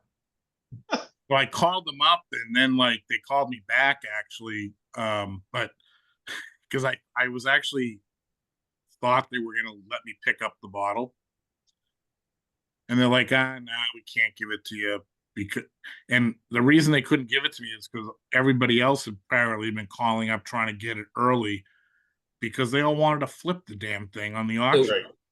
For those who aren't aware, the Shelbourne Bar in Cork have released their first whiskey. It's a Great Northern one. They did Morrigan. They did a cask strength and a non-cask strength version. And but it's pick up only. So I've about it kind of like a similar, because again, so our next Parish Over is Great Northern. What's one of the things that's really unique about theirs is it's a vermouth finish. Yep. Which I think the Bushmills have done before with one of their Causeway collections. Yeah. So it's just it was a very interesting release they did. So that, which to me is kind of part of it. I mean, you can do a standard release, but I think it's kind of more interesting when you can come up with, it's becoming harder to come up with stuff that's unique, because everything, especially with Teeling around, they're doing new stuff all the time. But anyway, they wouldn't let, and I didn't want to play because I'm like, I'm not going to flip it. It's like, I'm going to drink it. But whatever. It wasn't that. I mean, it was worse than that, because didn't you leave before the Dick Max one came out? Oh yeah, so that was you were right at the wrong time. That was like the beginning of the week. I was in Cork. Then towards the end of the week, I was in Dingle, and we're in Dick Max, and I actually drank 2 Dick Mac releases. So one of them was Dunville's. It was just a basic blend. The hemp IPA one, that was nice. I hadn't had them, and I'm a big When in Rome guy, so it's like, yeah, let me try those, because you're not going to get them anywhere else. And then, but you would have thought they might have mentioned that they were about to release this. Nope. Yeah. So anyway, but yeah, and then when you said that a few days later, I was like, son of a bitch. It's like once again, I was just there. Could have picked one up. But anyway, that they just did a big release as well, Dick Mack's Pub and Dingle. What was I'm trying to even remember what it was now. 22-year-old. So similar Ours to called for Teeling. Cullen. Yeah. Oh, the for Colin, right. Yep. The for Cullen, New Hampshire isn't as nice as I hoped it was. Okay. Doesn't compare to the for Cullen 16. And when my cabinet was finished, I had the for Cullen Palace Bar. Your 16 was the cast strength one, was it? Yeah, that's I like, tasted that up there and it was delicious. that may be my favorite whiskey ever, which is hard for me to say, and I can't believe I just said I have a favorite whiskey other than Powers, John's Lang. Wait, sorry. I'm confused. You have a favorite whiskey that's a Wait. normal whiskey. Mute. Wait a minute. Mute Hank. Mute Hank. Where is it? This is recorded. Okay. Yeah. But I did open my Powers, my for Cullen Palace Bar when my cabinet was finally done. That Ruby Port one, and Alan, you had it right before then. That's an awesome whiskey. Yeah, I just did the when I was in the Palace, I ordered the for Cullen, their for Cullen release again, which is very nice. Yeah. That was a funny story. So funny's relative, I guess. I think I went up and I went, trying to remember what I said, but I know what I didn't say. I said, "Can I get your for Cullen release?" And he turns around and he goes to the register and he's like checking to find it because he didn't know, I guess, what the price was. And he came back and he gave me a number, and I went, "That's fine." You know, I mean, I knew it was a pricier pour. So then he goes off and he gets the bottle off the top shelf and everything, and he's doing his thing, and he comes over and he's got, I think he had 3 glasses and he was going back for more. And I looked at him and I'm like, I go, what? I go, I ordered 1. And he's like, "Oh, I thought you wanted 4. And I'm like, I don't know where you got 4 Cullen. Yeah, it's just like, I know it's, the accent and all that, but so it was just one of those, oh, is that why the price you gave me was so high?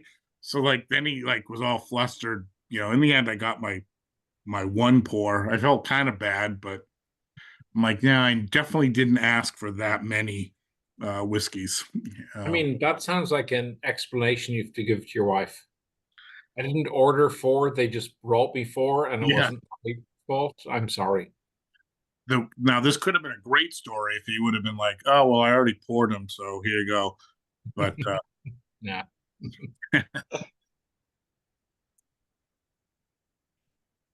Trying to figure out if I'm going to Whiskey Live or Belfast Whiskey Week this year. My daughter says if I go to Whiskey Live, I'm cursing the hurricanes. But this seems like a transition year for us anyway. So, problem with Belfast Whiskey Week is it's not. I mean, it's good and it's bad, but it's not a focused event. Right, it's all over the place. It's kind of like cork whiskey. Too. Yeah, dedicate a lot. I'd like to go to that one at some point because it seems interesting. Yeah. Or you could just do our Belfast trip next year and then go to Whiskey Live. You could kind of get the best of both worlds. Now, if we go to Whiskey Live, do we get the Ferris Bueller experience in the parade and everything? Close. I was going to say, are you asking us to sing? Do we get our own float? Yeah. What I found most interesting, because Hank and I joined Allan. We weren't on his tour, but we all met up at Whiskey Live. It reminded me of being in college because we brought in samples of whiskey to share at an event where everything was free. Like, all your whiskey is free, but we've brought some more in, just in case they run out. We have. They put those picnic tables in the back just for us, for all you degenerates that need to drink more. Isn't that Irish though? You want to make sure you bring it's very something. Irish. It's the 8% of me. Oh yeah, there's a lot that goes on in those back picnic tables. That's where I was picking up bottles. You know, it's like, oh, we can meet in the back tables to pick up those bottles, and I got bottles for you and samples. Yeah, it's there's a lot going on back there. But I would recommend it. I will happily go again. I'm surprised it took me this long to get there. Yeah, it's a great experience. I had no idea they had stuff under the table at any of the counters though. and now that's all you do, right? You just walk up, you're like, what do you Nah. No, that was my first Whiskey Live experience. And so I already said it. I love Curragh whiskey. It's stuff where they've recharred casks with seaweed. And my first Whiskey Live 3 years ago, that was the first place we went with my wife. I'm like, I went and I said, I love your whiskey. And he's like, well, we have this, we have this. I'm like, I've had all that. He's like, well, you haven't had this.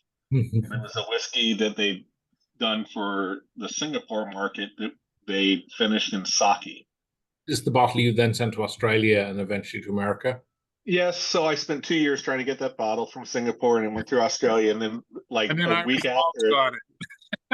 Irish Malts, but it was I wasn't what was that? was 68 and then that was 50 or something. But the mezcal is very cool. It's super nice. So Frank, you'll be happy. I just received my bottle of the mezcal finished Curragh seaweed. So You just called me Frank? I'm talking to Frank. Okay. Frank's the seaweed lover of our Frank, I love it. So my dad's name was Frank, and people constantly call me Frank. And I'm like, no, that's my dad. He's been doing such nice things. No, I was just so I've got that bottle, so I'll sit on that until March. Okay. We'll do it for the March Madness. Wait. You just told Frank you had the bottle, and now you're telling me you can't have it till March? That's correct. That's correct. That's what he said, right? He's a really good friend, Frank.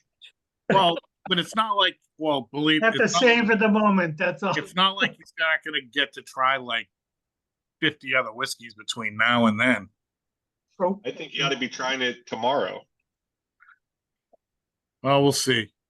Tomorrow's a Monday. Some of us have to go to work. And your point? Yeah. As I say, We finish work, then I'll leave- we celebrate. I'll leave it on the back porch, Frank. You can try it then. I'll be there. Yeah. No, Whiskey Live is a great experience. If you guys haven't done it, it's awesome. Drink lots of water. Although the main advice is don't go to the second session on the Saturday. Yeah, that's a nightmare. Yeah. Yeah. I found we went Friday evening than Saturday afternoon. The Friday evening was far better. It was far less crowded. People were more willing to share interesting things. To me was the better night than the Saturday afternoon. Yeah.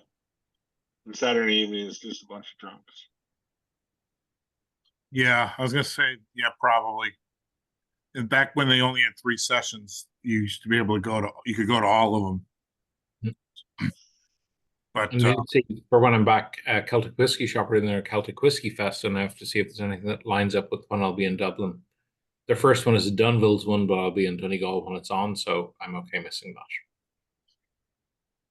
Are you going to go to Crowley while you're there? Yes and no. So the hotel we're staying in Donegal has a whiskey cellar. Yep. And they do. You can choose between doing an Ardra or Crawley tasting. Okay. So because we're going to Ardra, we'll do the Crawley tasting there, and then got Ardra and Boylock. So if you have time, Crawley is very near Ardra. If you just want to go check it out, it's. But I'm driving, so therefore I know. But I'm just saying, just to check out the facility, it's kind of a pretty cool place. Okay, may do that. Thanks. I stopped in for 5 minutes, filled a bottle, and then left because I was meeting James. So. So do you think, speaking of James, do you think they're going to release a core whiskey in 25? Yeah, they just bottle it. I mean, I think, is it going to, I wasn't sure, is that going to be like they're a limited, or is it going to be like this is their first whiskey? I think it's going to be their first standard. Okay, good. Because I was trying to figure out, we've had 3 or 4 this year Yeah, between Clonakilty and Mickle and Bowen and stuff. So it's but like, it's not going to be their pot still yet. It's going to be their single malt. okay. Yeah, I was trying to think, who's going to be next year. And I was thinking them. I was doing it the other day. I was trying to think of who are going to be the ones that are going to bring something for the first time. Whether or not they bring it to the States or not is another issue, but because it's, the next few years, you're going to see more and more people doing their first release. Yeah, we had a lot this year. Yeah. Yep. There were a lot. When I was loading my shelves, I was like, wow, I got Mickle, I got all the Boans, I got Eichenvilles. Well, the Boans weren't their first releases. They're the first. Yeah, but it's their first the core, first their core. core release range, I guess Yeah. you might say. But yeah, like I think the other one I think that could come next year could be one from Slane. Oh, I'm speculating because just based on how long they've been doing, distilling, and they haven't, something from them Have yet. they ever shown an interest in releasing their own stuff? What do you mean? Well, they've been doing well from selling source. So Well, no, I think it's just that it hadn't been of age yet. I don't think that they're hitting that 5-year point now. but it's like looking at Tullamore Dew. Tullamore Dew have distilled their own. They haven't released it. They're still releasing sourced whiskey because that's what they're happy with. Well, I think it's kind of like Clonakilty. Clonakilty could have released stuff 2 years ago, and they wanted it to be 5 years. They wanted it to be ready. I think some people have. Who was I talking to? I was talking to somebody, and they were referencing. They were saying stuff like mistakes made by others. Oh, I know. It was when I was at Waterford, too early, but they were nice. When I was down in Kerry, so they were talking about, oh yeah, we want to wait, we don't want to go too early, kind of thing. So like I think Teeling kind of caught some flack. Water, so I think some of them, if they can, it's easier said than done, though, right? Right. Yep. Because one of the things I missed when I was in Ireland, I was catching up on the news. I just saw it. I didn't realize that the Connaught distillery sold. Yeah. When I was there, they won all the awards. Yes. What's that? I went to do a tour and they weren't there. It was closed. Oh well, no. That might have been just coincidental. I mean, they've been doing stuff, but they just. Well, I know. No, it was like they're very small, and the guys like open at random times. Oh, I don't know. When I was there 6 years ago, they had and did the tour.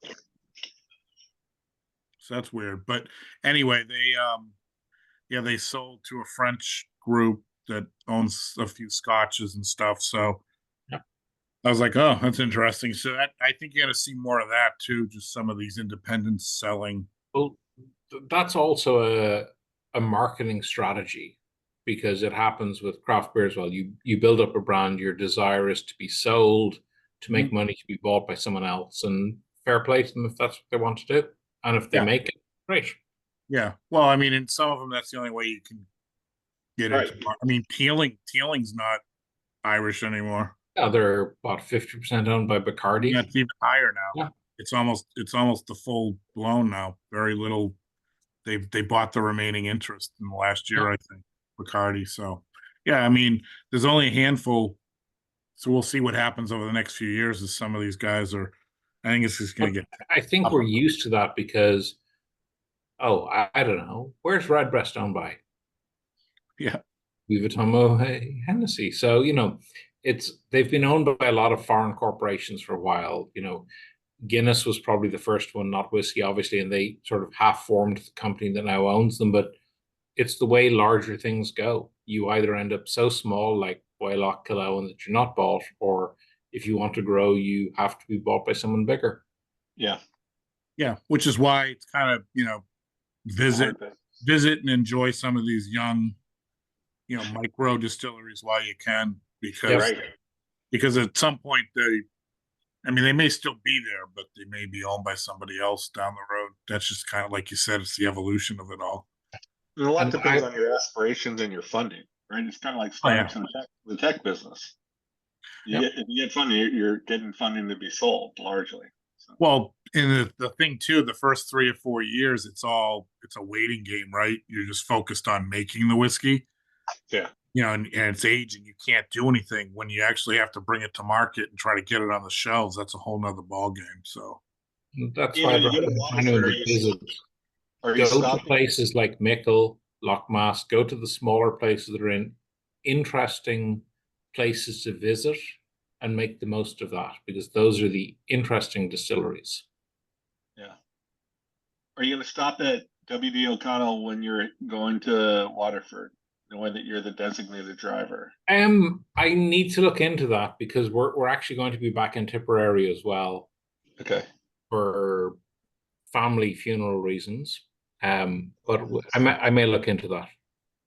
Yeah, let me know, because they took the stuff that they released in Boston. It was I think it's a Madura and an Islay, and they blended them, and that's their warehouse.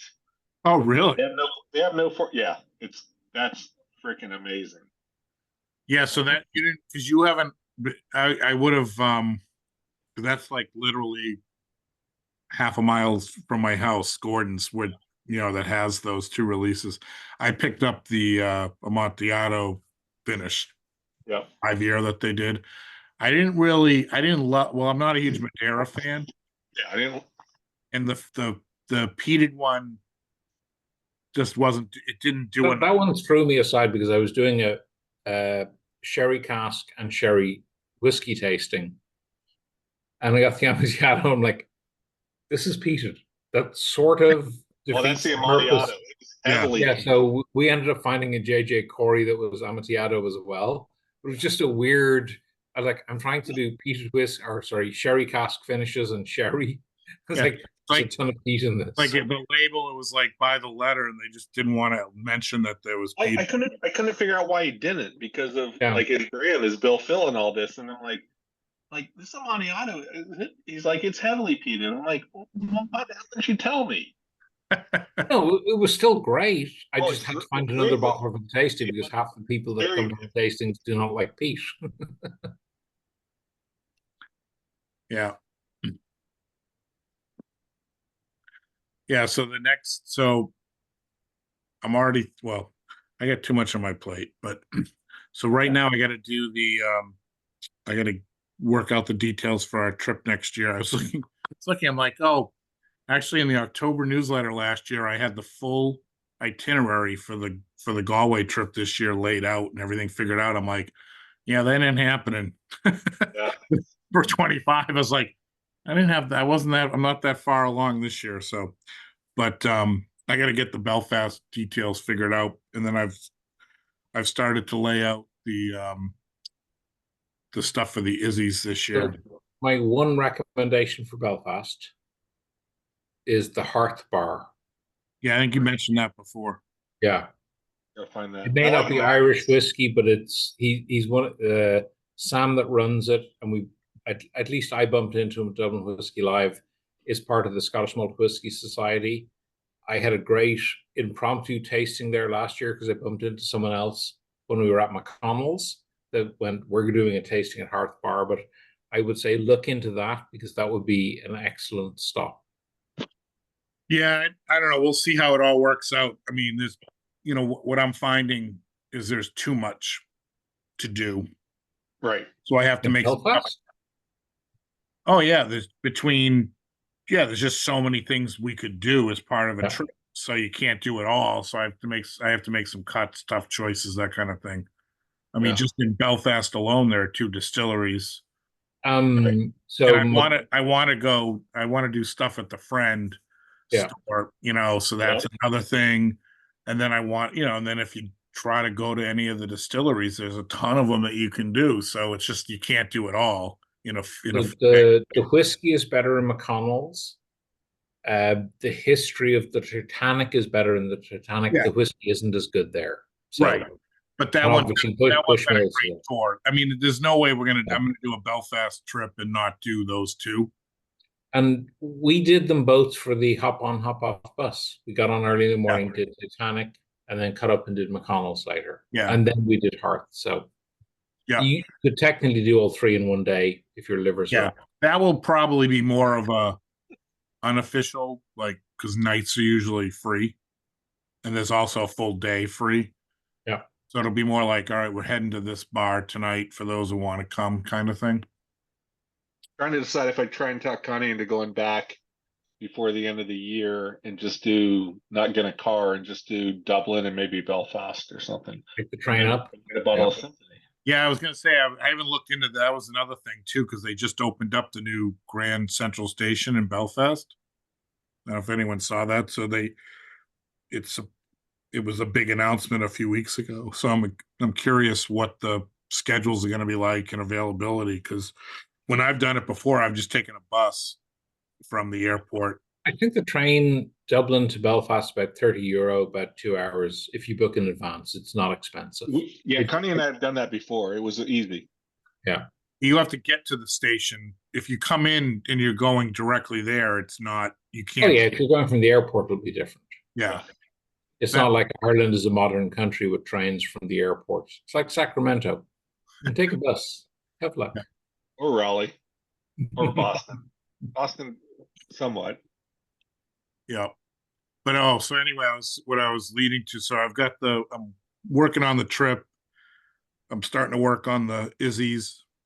And then the thing I'm actually already thinking about too is next year in October will be 15 years. So I'm thinking of doing a 15-year age statement bottle release. Will that be from Dingle? Oh, your bottle's not 15 years, is it? No, it'll be with a bonder, and I've got a few in mind that I want to talk to still, but that one will probably be very limited, and that's going to be the key. Meaning, when I say that, I mean that'll be like 10 cases, if I can get away with it. Cask strength, 15-year cask strength, 60 bottles kind of thing, because it'll be pricey. Yep. And you just do pre-sales and yeah. Well, the other thing too that I'm thinking of, because I know a couple, so I want to talk to the guys at both of them, Two Stacks and Redacted, both do smaller bottling sizes. Yeah. Yep. So I kind of want to look into that too. Thinking the new Redacted release is awesome. Yeah. Is that the Blackwater or another one since that's the Blackwater. It's awesome. Yeah. So that one I haven't opened. That one's going to be in a tasting soon, but yeah, like they've done some smaller releases too in terms of the bottle sizes. So that's something I want to talk to people about. See if anyone's got something that old, smaller amounts that I could, because I could do a smaller bottling to bring the price down that way, and then maybe we could do a bigger release. I think what was great about the first Redacted release was it was a naggin, so it was a smaller size of a bottle. Yeah, I picked up a bottle of that when I was at Karaoke Killarney when I was just there. The idea was, this is something I can bring on the golf course, and never actually ended up drinking it, but brought it home. So it was reminiscent of our youth, what we would drink before we'd go into pubs or concerts. But yes, we never took it to a golf course. Oh wait, no, we did. That's a lie. We weren't playing golf. There you go. But yeah, that was the nostalgia for the size and shape of the bottle is what matters. I tried that in the Shelbourne. It was the second day in there. First day I went in there, we're like, I see Boylock Cork Whiskey Fest. We'll have those, please. The second day I sat down, I'm like, here is Redacted. Here is Cologne. Which of these would you like to try? Yeah, both. Larry, Frank, and Don, you're seeing the typical after party. Well, so it's funny when I had not been in years. I had not been to the Shelbourne town, so I was there. And once again, I have mostly with food. So I have a thing where we'll go to a restaurant, group of us, and without fail, I'll order the thing on the menu, and they'll come. We're out of that. And so now I'm like scrambling because I don't have a plan B. But I do it with whiskey too. So I'm in there, and of course, I'm not in a rush. So I'm trying to figure out what I want to order. I'm looking at their bottles. I'm looking through their list. And I think the first 3, maybe 4 things I asked for, they couldn't find the bottle. So, and I felt she was scrambling all over the bar looking for it. She'd come back 5 minutes later and I can't find it. So I ended up, I think the first thing I drank there was the Teeling Black Pitts Castro. Okay.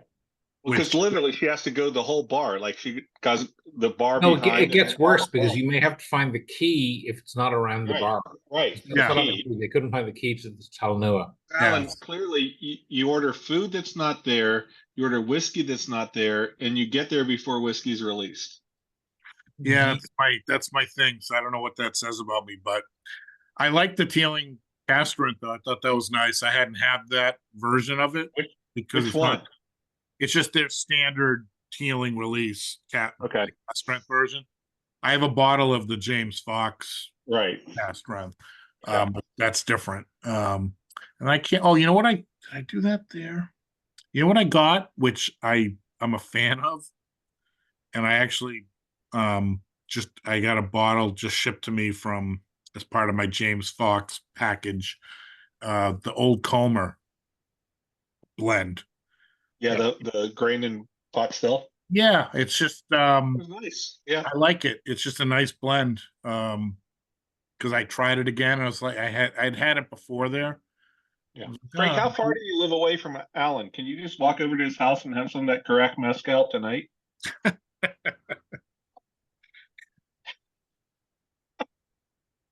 He's thinking about it. Don't put ideas in his head. We'll see. He'll be here next weekend. When I see it, when he sneaks in to go to the bathroom and he doesn't come back, I'll know he's down in the basement looking for that. Why wouldn't you share with him next weekend? That sounds very mean. You've told him you've got something he'll like, and you're saying you've to wait months for it. That's mean. Yeah, you should let him try it next weekend. We'll see. Yeah. No, I think we have a democratic vote. Well, I vote yay. Yay. That one I should break out all those stuff. At least 50%. Yeah. My tasting. Larry, raise your hand. Don, raise your hand for Frank. My October. Okay, there you go. The October tasting. They're theme related, but weather permitting, I want to do cookouts for both. So the seaweed stuff might go well with cookout food. I can wait. No, you can't wait. You know what was horrible when I was putting stuff in my cabinet? I'm like, I thought I had more Carac than this. Whereas I'm usually like, I didn't realize I had this. I didn't, because I was trying to decrease bottles, and during the whole construction phase of everything, that took much longer than was expected to. And then they had a sale at Irish Malt, so I bought another bottle of the Carac IPA finish. So that's the one I have not. That's really good. I'm not a big IPA fan, so I kind of just wasn't into Keith, that you one. love it if you're an IPA fan. It's because it's a Western Herd flora and fauna.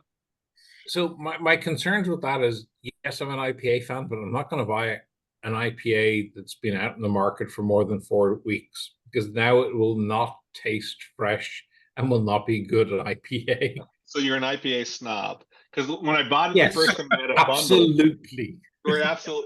It was the Flora and Fauna release 2 from Western Herd with like that beer, and I reached out to Bridger on Twitter. I'm like, so I bought the 2 together. What should I do? He's like, pour your whiskey, then drink some of the IPA, let it sit for a little while, and then let it sit more. And he gave me the whole recipe of how to try them together. But I also protest the fact that it'll cost me as much to ship a can of an IPA as a bottle of whiskey. Right, ridiculous. Therefore, I will never do that. Yeah. But yeah, when I go back, I'm like, this is 6 months old. This is ridiculous. Here, I'm spoiled in California. I'm like, I can have something that was made like a week ago. That's good. I had to kind of laugh at that. Irish Malt did that release recently. They did the old, hey, we found these in the warehouse, and they just kind of re-released some beer. And I'm thinking, that's probably not that good. Not a good idea. Here's a double IPA that's 2 years old. It will taste terrible, but please buy it. But so I got a sample from my cask at Dingle. I have not tried it yet. How old is it now? 11?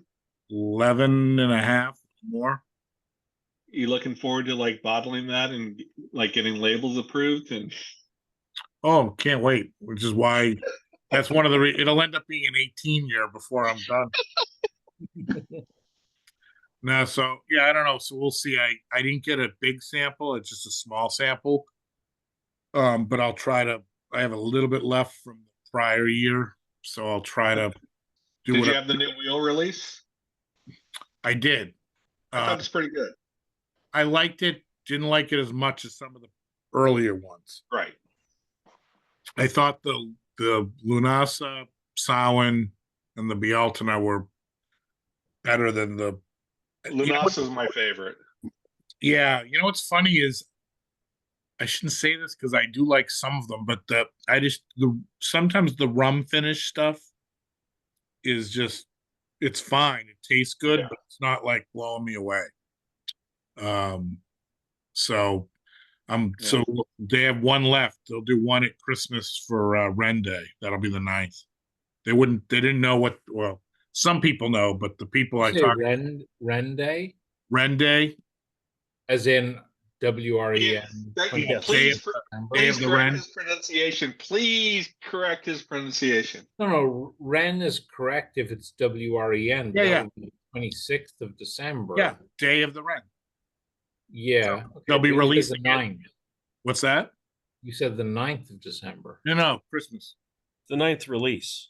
9th The 9th release. Okay, because otherwise it's the equivalent of St. Stephen's Day on the 26th. No. So they'll be releasing that around Christmas. I don't know officially when it'll be available, But but you pronounced it right. Yeah, it's difficult to pronounce Ren. well, I was going to say it's a 4-letter word. Unless the W or the R are silent, that one would be tough. Oh, well, then please pronounce this 4-letter word, HIND. Hind. No, Or the H is silent. You have two choices. WIND, wind, wind. But no, Ren is good. Ren is good. Yeah, so that'll be the last one of that whole series. So then it'll be interesting to see what they do for 25. Yeah. My wife was like, "You don't like Dingle as much as everything else. Why do we have so many bottles?" I'm like, "I gotta get the series." I just completed the 8. I haven't cracked any of them. Oh, so yeah, The I buy 2 bottles of the ones I like. So I have all 8 unopened, and I have several that are opened. Most of them are pretty much killed. But you can actually get some of them in the States now. You can get them in California. I think they have the first. I haven't seen them here, but yeah, I'm aware. They're in either Folsom's. I want to say Folsom's has them. Oh, sorry, they have them, but they have them at ridiculous prices. Well, that's kind of true of everything. But no, they had them briefly at good prices, and then they shot up like 50. They were like, I want to say $140 a bottle. It was like, yeah, no. I'll have to double check, but yeah, Folsom Wine and Spirits did have them. Thought it was interesting that one of these, I can't remember if it was the last one or the one before. Most of them are like 46.5. This one was, I think, 53.5 or something. It was a little higher proof. Yeah, I can't remember. Aren't they all coming at the same for this series? So they're all at, I want to say 47.5. They're whatever they are. I thought they were all. They're 50.5, except for the Green Stud Sam Raid. Yeah, I've liked most of the one. I think the funny thing is the one that I didn't like, which I would have thought I would have liked ahead of time, was can't remember the name now, but it was the one that was in the Australian red wine. Yeah. And I thought, oh, I'm gonna like this one, and it was one of my least favorite of the series. I didn't think any were bad, but some of them may feel like this one where you just got to drink it alone. Yeah, I think I need to like the newest one probably need to sit with. I had it a couple times during my most recent trip. But That was last week. Yeah, that was 2 weeks ago. Okay. Time flies. So I went to carry out Killarney, I think on my might have been my first day in Killarney. And because it's right down the street from the cottage. And I hadn't really looked at the website right before I left. It'd probably been a few weeks. So I was bummed. I'm sitting there and I'm looking around at all the different whiskeys, and they didn't have the Liberator Series? release. And I was like, no, they had Liberators, but not the one I wanted. Yeah. So I was like, oh man, they sold out of that thing. So I asked, I said, and he went in the back and he had a bottle and he sold it to me. I was psyched. I got on Irish Whiskey Auctions, I got the whole series that they just did. Okay. The Big Gun, and then the one that's a combination, and then the other two. I got it like super cheap, like 180 Oh, euro. nice. And I told Boris, I'm like, tell me about it. He's like, it's already out there, and he was not happy at the price. But it's like, yeah, so I got number they're so good. I got like number 3, which is I want to say the first 2 are the components, right? And then 3 is the combo. Yeah. And the Big Ditch is their pot still. But I haven't tasted the 2 smaller ones. So that's the next one to try. So you have number 3? Yep, I have all like the 4 in the series. Okay. I thought you responded to one of my posts like, oh, that would be something nice to get a sample of. And here you are with the whole damn series. Well, I inspired. Later. I went to Irish Whiskey Auctions late, and I'm saying, let me just throw a number out there, and it worked. Yeah, I was gonna say you and the auction sites are not good, depending on your perspective of things, because you always tend to throw numbers out and end up winning. Well, the time I won 3 Powers 15 was bad. This time I did 37 on like a Sailor's Home the Haven, their pot still. Yeah. And won it. And then this one I said I'll do it 180 because it was projected to be 300. And for the 4 bottles it was great. Just depends on who's around to show up at the auction and how bad they want it. Yep. Right. And so there's times when there's bottles I really want and it's very bad for me because I'll keep going. But like this time I'm like, I'll put a number out one time. And like a lot of stuff was really low. Like Method and Madness single pot still cherry wood is one of my favorites. I said, I'll pay 60 for that because it was at 30 and then it went up to 90. I'm like, I'm not going to do 90. I don't love it that much. 90 is kind of what you can get it for. I want to say it. Whiskey. Because if it's 90, then it's 99 plus the VAT plus the shipping. Right. It's all that stuff. And then I got to see how many bottles I win. Do I ship it through them, or do I ship it to James Fox and then ship it? So, Kean's back. I guess we have to have a toast for next Parish Over. He just joined us. There you go. Sláinte, everyone. Sláinte. Frank, where are you going? You got to have a toast. I was going to turn the lights on. It's getting very dark over here. Now, in all fairness, then we have to have a toast when Frank comes back as well, because I only went to get another. Frank's knocking on my door trying to get the seaweed stuff. You guys are fired up. Which does remind me, because I still have my bottle of Smuggling Nun Pachin that I dropped the Jameson seaweed bitters into that I need to taste and see has it made any difference. Ooh. The original thing was not that interesting. It was just a generic 45% single malt, like bland, sweet Pachin. So hopefully the seaweed bitters will help. So for those that care about beer, also Oakland, original pattern, fresh hop, also Strata, 100% Strata. Wait, how close to Oakland do you live? It's about an hour. Oh, okay. I was gonna say, are you bummed about the final baseball games being played in Oakland? You mean the fact that the Oakland A's are going to play in West Sacramento? Yeah. No. For American sports, I follow my father-in-law and I support the San Francisco 49ers, the San Francisco Giants, and much to everyone's chagrin, the Sacramento Kings, who do not do well. Okay. But otherwise, yeah, like if the Giants, and actually the Giants will play the A's, but the tickets will be too expensive to make it worth going. So, Well, now you might be able to go check them out. The A's in the minor league ballpark. They probably have some good IPAs they're selling there. That might be worth it. yeah, I can probably get better ones at home. I've been to that ballpark before. It's fine, but no, there is a very, very, very good beer selection around here. Okay. And for whiskey and bourbon, every shop that opens, they have a sign that says like best bourbon and whiskey selection anywhere. You're like, yeah, but you're charging $200 for your bottle of red, like Red Spot. That's why they have a great selection. Kean saying, yes. Have you been in my house? Have you been in my house? So that's why I said, No. in my house. But yeah, I've yet to find somewhere new that opens that has anything I want to buy at the price they want to sell it. It's usually just ridiculous pricing. And fair enough, they'll make their money, but still.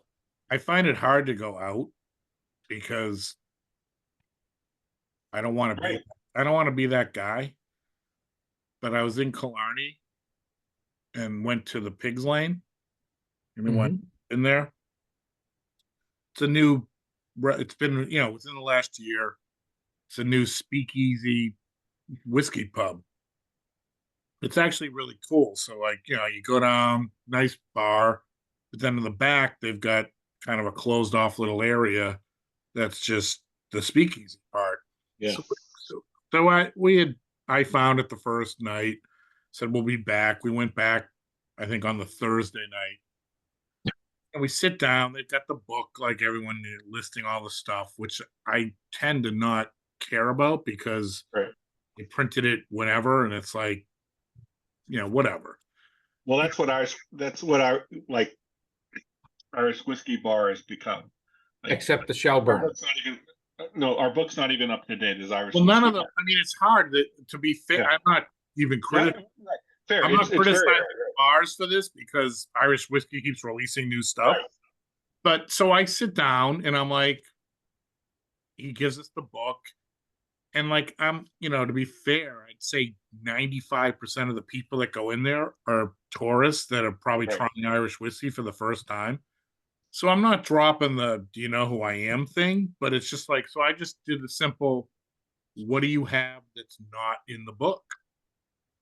And I start getting all this spiel and this and that, and he's not listening. And I'm getting really frustrated because I'm like, yeah, you're not listening to, and I think he left, and I said to my friend, I was like, am I not communicating what I want here? I'm just like, anyway, so, because then I just gave up, and I'm like looking around myself, and I could see they had the W.D. O'Connell Thomason.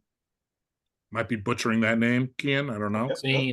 Just end with an Ian, Thomasine. Okay. Thomas. Yep. So they had that, and I had not had that yet, actually. Which one? The Thomasine. Which one? I don't know. Why? There's more than one? Yes. Yeah, bourbon, Pete, or PX. Oh, I'd have to look and see which one. But anyway, I saw the bottle. I said, I'll take a pour of that. And I had gotten up from our table and walked to the bar. And I literally said, I want a pour of that. And as he's getting it, I'm like, that's what I'm talking about. It's like, that is not in your book. And he looked at me, he goes, are you a problem solver? And I was just like, he's probably like 22 years old. Right. And I'm just like, dude, I'm not trying to be difficult here. I just want to be able to order some whiskeys that, I'm not ordering the flights or whatever out of the damn book. Like, I just found one without even trying that you have that's not in the book. So it's like, are we communicating here? And it was just, that was how the night was going. It was very frustrating. Well, it says leave the pub, go elsewhere. Well, but the thing is, it's like the pub itself, I think, could be great, but the other part of it was that he was really annoying. So my friend wanted to get a flight because he wanted to try a few things. And the flight he wanted to get, I forget what the name of it was, but he's like, oh, you don't want that one. That one's not good. Get this one. So he he let him convince him to get the other flight that he didn't want, and like it had a whiskey that he had already had, and he wasn't an Irish whiskey drinker. And I'm like, you should have gone with the one you wanted. I'm like, then I was proceeding to, like, he was talking, and he'd be like, "Oh, I don't like this, and I don't like that," and he was pushing big time the Clan Cola range. Okay. And I was just like, okay, fine. I don't have anything against the Clan Cola range, but he was like critical of Teeling. He was critical of Dingle. He was critical of a couple. And I'm just like, every time I'd bring up, like, yeah, you have this, you have that. I don't like that because they did this. Oh my God, Allan. Yeah, that is, you got to leave the pub. Yeah, well, that's because his girlfriend is a brand ambassador for Clay. Well, no, so he goes, he didn't like, who didn't he like? He didn't like somebody because I'm trying to think what the brand of the particular bottle was. He's like, yeah, it was Teeling. He goes, because they were bought by Beam.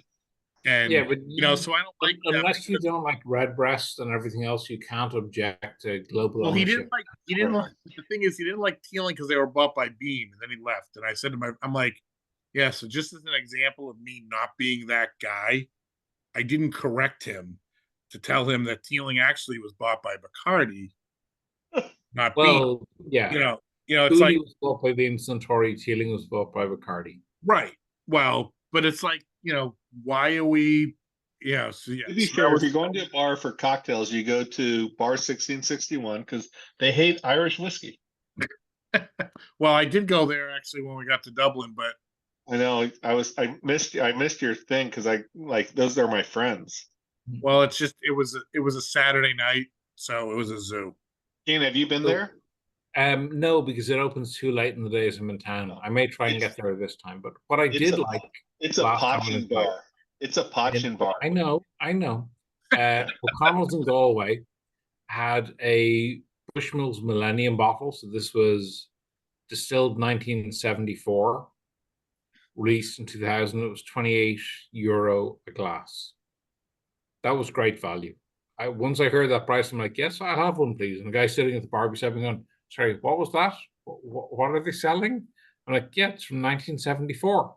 It's like, should I buy one? I'm like, yes, you absolutely should. There is great stuff out there if you just look at the bottles behind the shelf, ignore the book, and see, right, how much is that? I did that at Celtic in Killarney. I ended up killing, unplanned, but killing 2 bottles, basically. I got the Jack Ryan 15-year-old cask strength Beggar's Bush, which I, for some reason, didn't even know existed. I'm a big fan of the 12-year because I just like the straight Cooley bourbon finished single malt. So this is that cask strength, a couple extra years. So I got that, killed that one, and then ordered a Green Spot original. Oh, nice. But I'm like, do you have any left? Because every time I'm there, I usually get one. Sasha brought the bottle out, and it had just maybe a pour and a half. And so I'm like, oh, I guess this will be the last time I do this here. I don't know if I'll be able to do that anywhere other than my house because I have a bottle unopened, but the original Green Spot. I used to bring bottles of those over to the States. Again, back to the college days, I brought whiskey into a bar to share with the owner in this case because it was Green Spot, which you couldn't get here. Thank God the cat has come. One of the cats. This is Chloe. Chloe, who pissed on my stuff earlier today, so not the favorite of my cat. Oh, Chloe. Yes, bad Chloe. The other cats are better than you. Stein Grill used to have a great whiskey book. I went and great bartenders. Last time we went, it was horrible because they had no idea what they had or anything. And then, like, I complained about it, and one of the guys was at Whiskey Live last year, and he kept harassing Connie. It's like, well, if Hank had asked me these questions, I could have told him all the whiskey we had.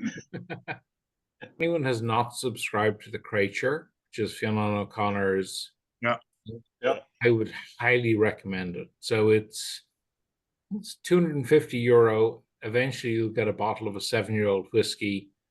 You'll get a book, and you get so many web streams talking about the history of Irish whiskey. It is well worth it. I'm at the point of debating buying a second subscription. And I suspect that the book will have big print versus his first book that had print that's impossible to read for anyone our age. I think you mean the second print of his No, first you have to get the because first the first edition. print of his first book has perfect good Yeah, print. I have a first edition that I have signed. The Yeah. second, And you can read it? Oh yeah, first edition's fine. Okay. you were just late to the game, Hank. Sorry. By the way, as an aside, speaking of things you can get, I don't know, Costco. The Someone just whiskeys put of me the on- world. Someone just put me onto this on Friday, and I drove by on the way home from work Friday to check it out. Costco has an advent calendar called World Whiskeys or something to that effect. Whiskeys of the world. Yeah. So Yeah, it's 149. 24 whiskeys from all over. I think it's like $160. So it's just something to be aware of. It's actually One Irish. I was looking at it, they were all like Israel, just like whiskey, Okay, milk- places milk you didn't and know they honey. made whiskey. What's that? Milk and Honey is the Israeli distillery. Yeah. So like they had, I think the only Irish, I think it's one, I'm guessing one from each country, but I don't know for sure. But the only Irish that I saw was Ballykeefe single malt. That's surprising to be in there. And for anyone in California, I think the pot still Ballykeefe is $35 from K&L at the moment. Yeah, so I know that's in California. I don't know what other states they've actually made it into. Yeah. They had both the pot still and the single malt here in the Arizona Costco's for a while at $42.99. This is That's a good price. We paid $50 at It's a great retail price. in California, so that's good. But I don't know if people are into the Advent stuff, like so it works out to like what's that, six something a pour. There's always something interesting in the Advents. I mean, I don't we stopped doing them where we make our own, but we discovered McMyra Spinska Rock. And that one they have a sample in this one I saw. Yeah. And they've gone bankrupt, unfortunately. I know. McMyra? McMyra has gone bankrupt. Wow. Yeah. So I don't know if you're into like trying new things and stuff like that. That's And then like a Costco. Grenache is a French whiskey. It's quite nice. Yeah, I haven't picked up the new whiskeys of the world yet. You can probably see up above me. I have the Scotch whiskey one from the previous year. Mhm. Yeah, it's just funny because it was still September. I'm like, oh, I'm not thinking about December yet, but I guess 149.99. July is time to think about Christmas, Alan. they tend to sell once those come out though, they do tend to sell out fast. My experience. But I meant to ask this earlier. I'm just curious. Bottle numbers that people got of the next Parish Over. 24 and 25. Really? Okay. Yeah. I bought 136. 24 was what I killed tonight. So Don's 136. I got 135. Okay, I can't see yours, Don. What's that number? 136. I think, right? Yep. Okay. I'm actually 133 with this one, and I don't know what is not in Pittsburgh. I It's got just- 11 and 20. good. Yeah, so I got a bunch of low numbers with a bunch of the cases I ordered, but then I did a subsequent Do you batch. have number one? What? Do you have number one? Oh, of course. Okay, good. Boy, Yeah, I'm trying to think what else I got. Oh, I picked up the Method of Madness Amberana. You tried it yet? No. It's pretty unique. Yeah, everything I've It's read on it. as a cedar wood. Yeah, so that's another one that I'm going to sit on till March, despite Hey, your Hey, objections.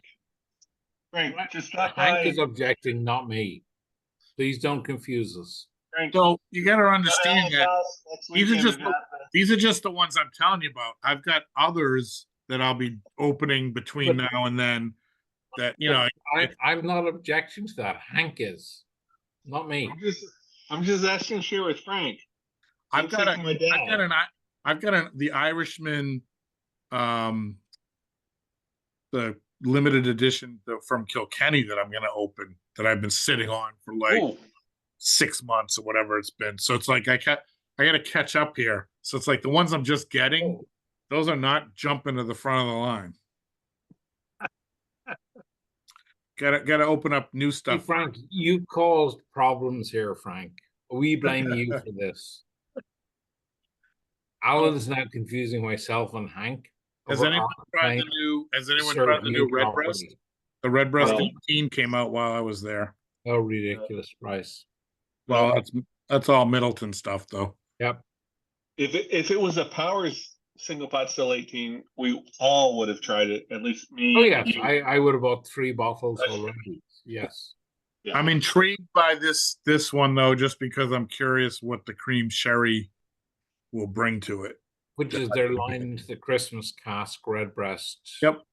I had it in Very my nice. cart at Irish Malts, and I missed it. I didn't pull the trigger on it, but It'll come again. It's a core release. I did get the whiskey exchange Powers 17 here on my shelf. Oh yeah, I was looking at that the other day, and it's like I just need to be able to bundle more things because of the shipping. But plus, they don't ship to Massachusetts, so I have to really get creative. Well, I don't feel like I've been doing this that long because we just formed in 2010. Yeah. But But I can remember when you could get a Redbreast 12 at the New Hampshire liquor stores for $39.99. But equally, I can remember buying Middleton Very Rare for $100. Oh yeah, that you I've could get spent just between over 90 and 110 on Bushmills 21-year-old. Yep. So if I've bought enough of them at that price, why do I want to pay the current prices? Thank you guys. Good seeing you. Why Lovely. don't we anybody have any other closing thoughts? Otherwise, I should probably wrap this up. Thank you very Thank you very much. much. Lovely display. All right, so Frank, I'll see you stocking my house in the next couple Yes, days. I'll be there Monday morning, 7 a.m. Expect All right. me. It's a good alibi. But thanks, guys, for joining in. Hope you all enjoyed the whiskey, and we'll talk soon. Thanks for doing On a this. Kilty event coming up in about a month. So one thing too, I'll put in the newsletter in a couple weeks, but you should be able to get it in stores in about a dozen or so states. But you'll be able to get the Clonakilty online at their site, and I will be able to get a discount for those who can't buy it in a store. So that it's not going to be on their online store till October though. So that'll be I'll be sending something out on that, but we're going to be doing an event on November 1st for the release of their single pot still. Thank you, Alan. Another great tasting. All right. So guys, have a good night, and we'll talk soon. All right. Thanks. Goodbye.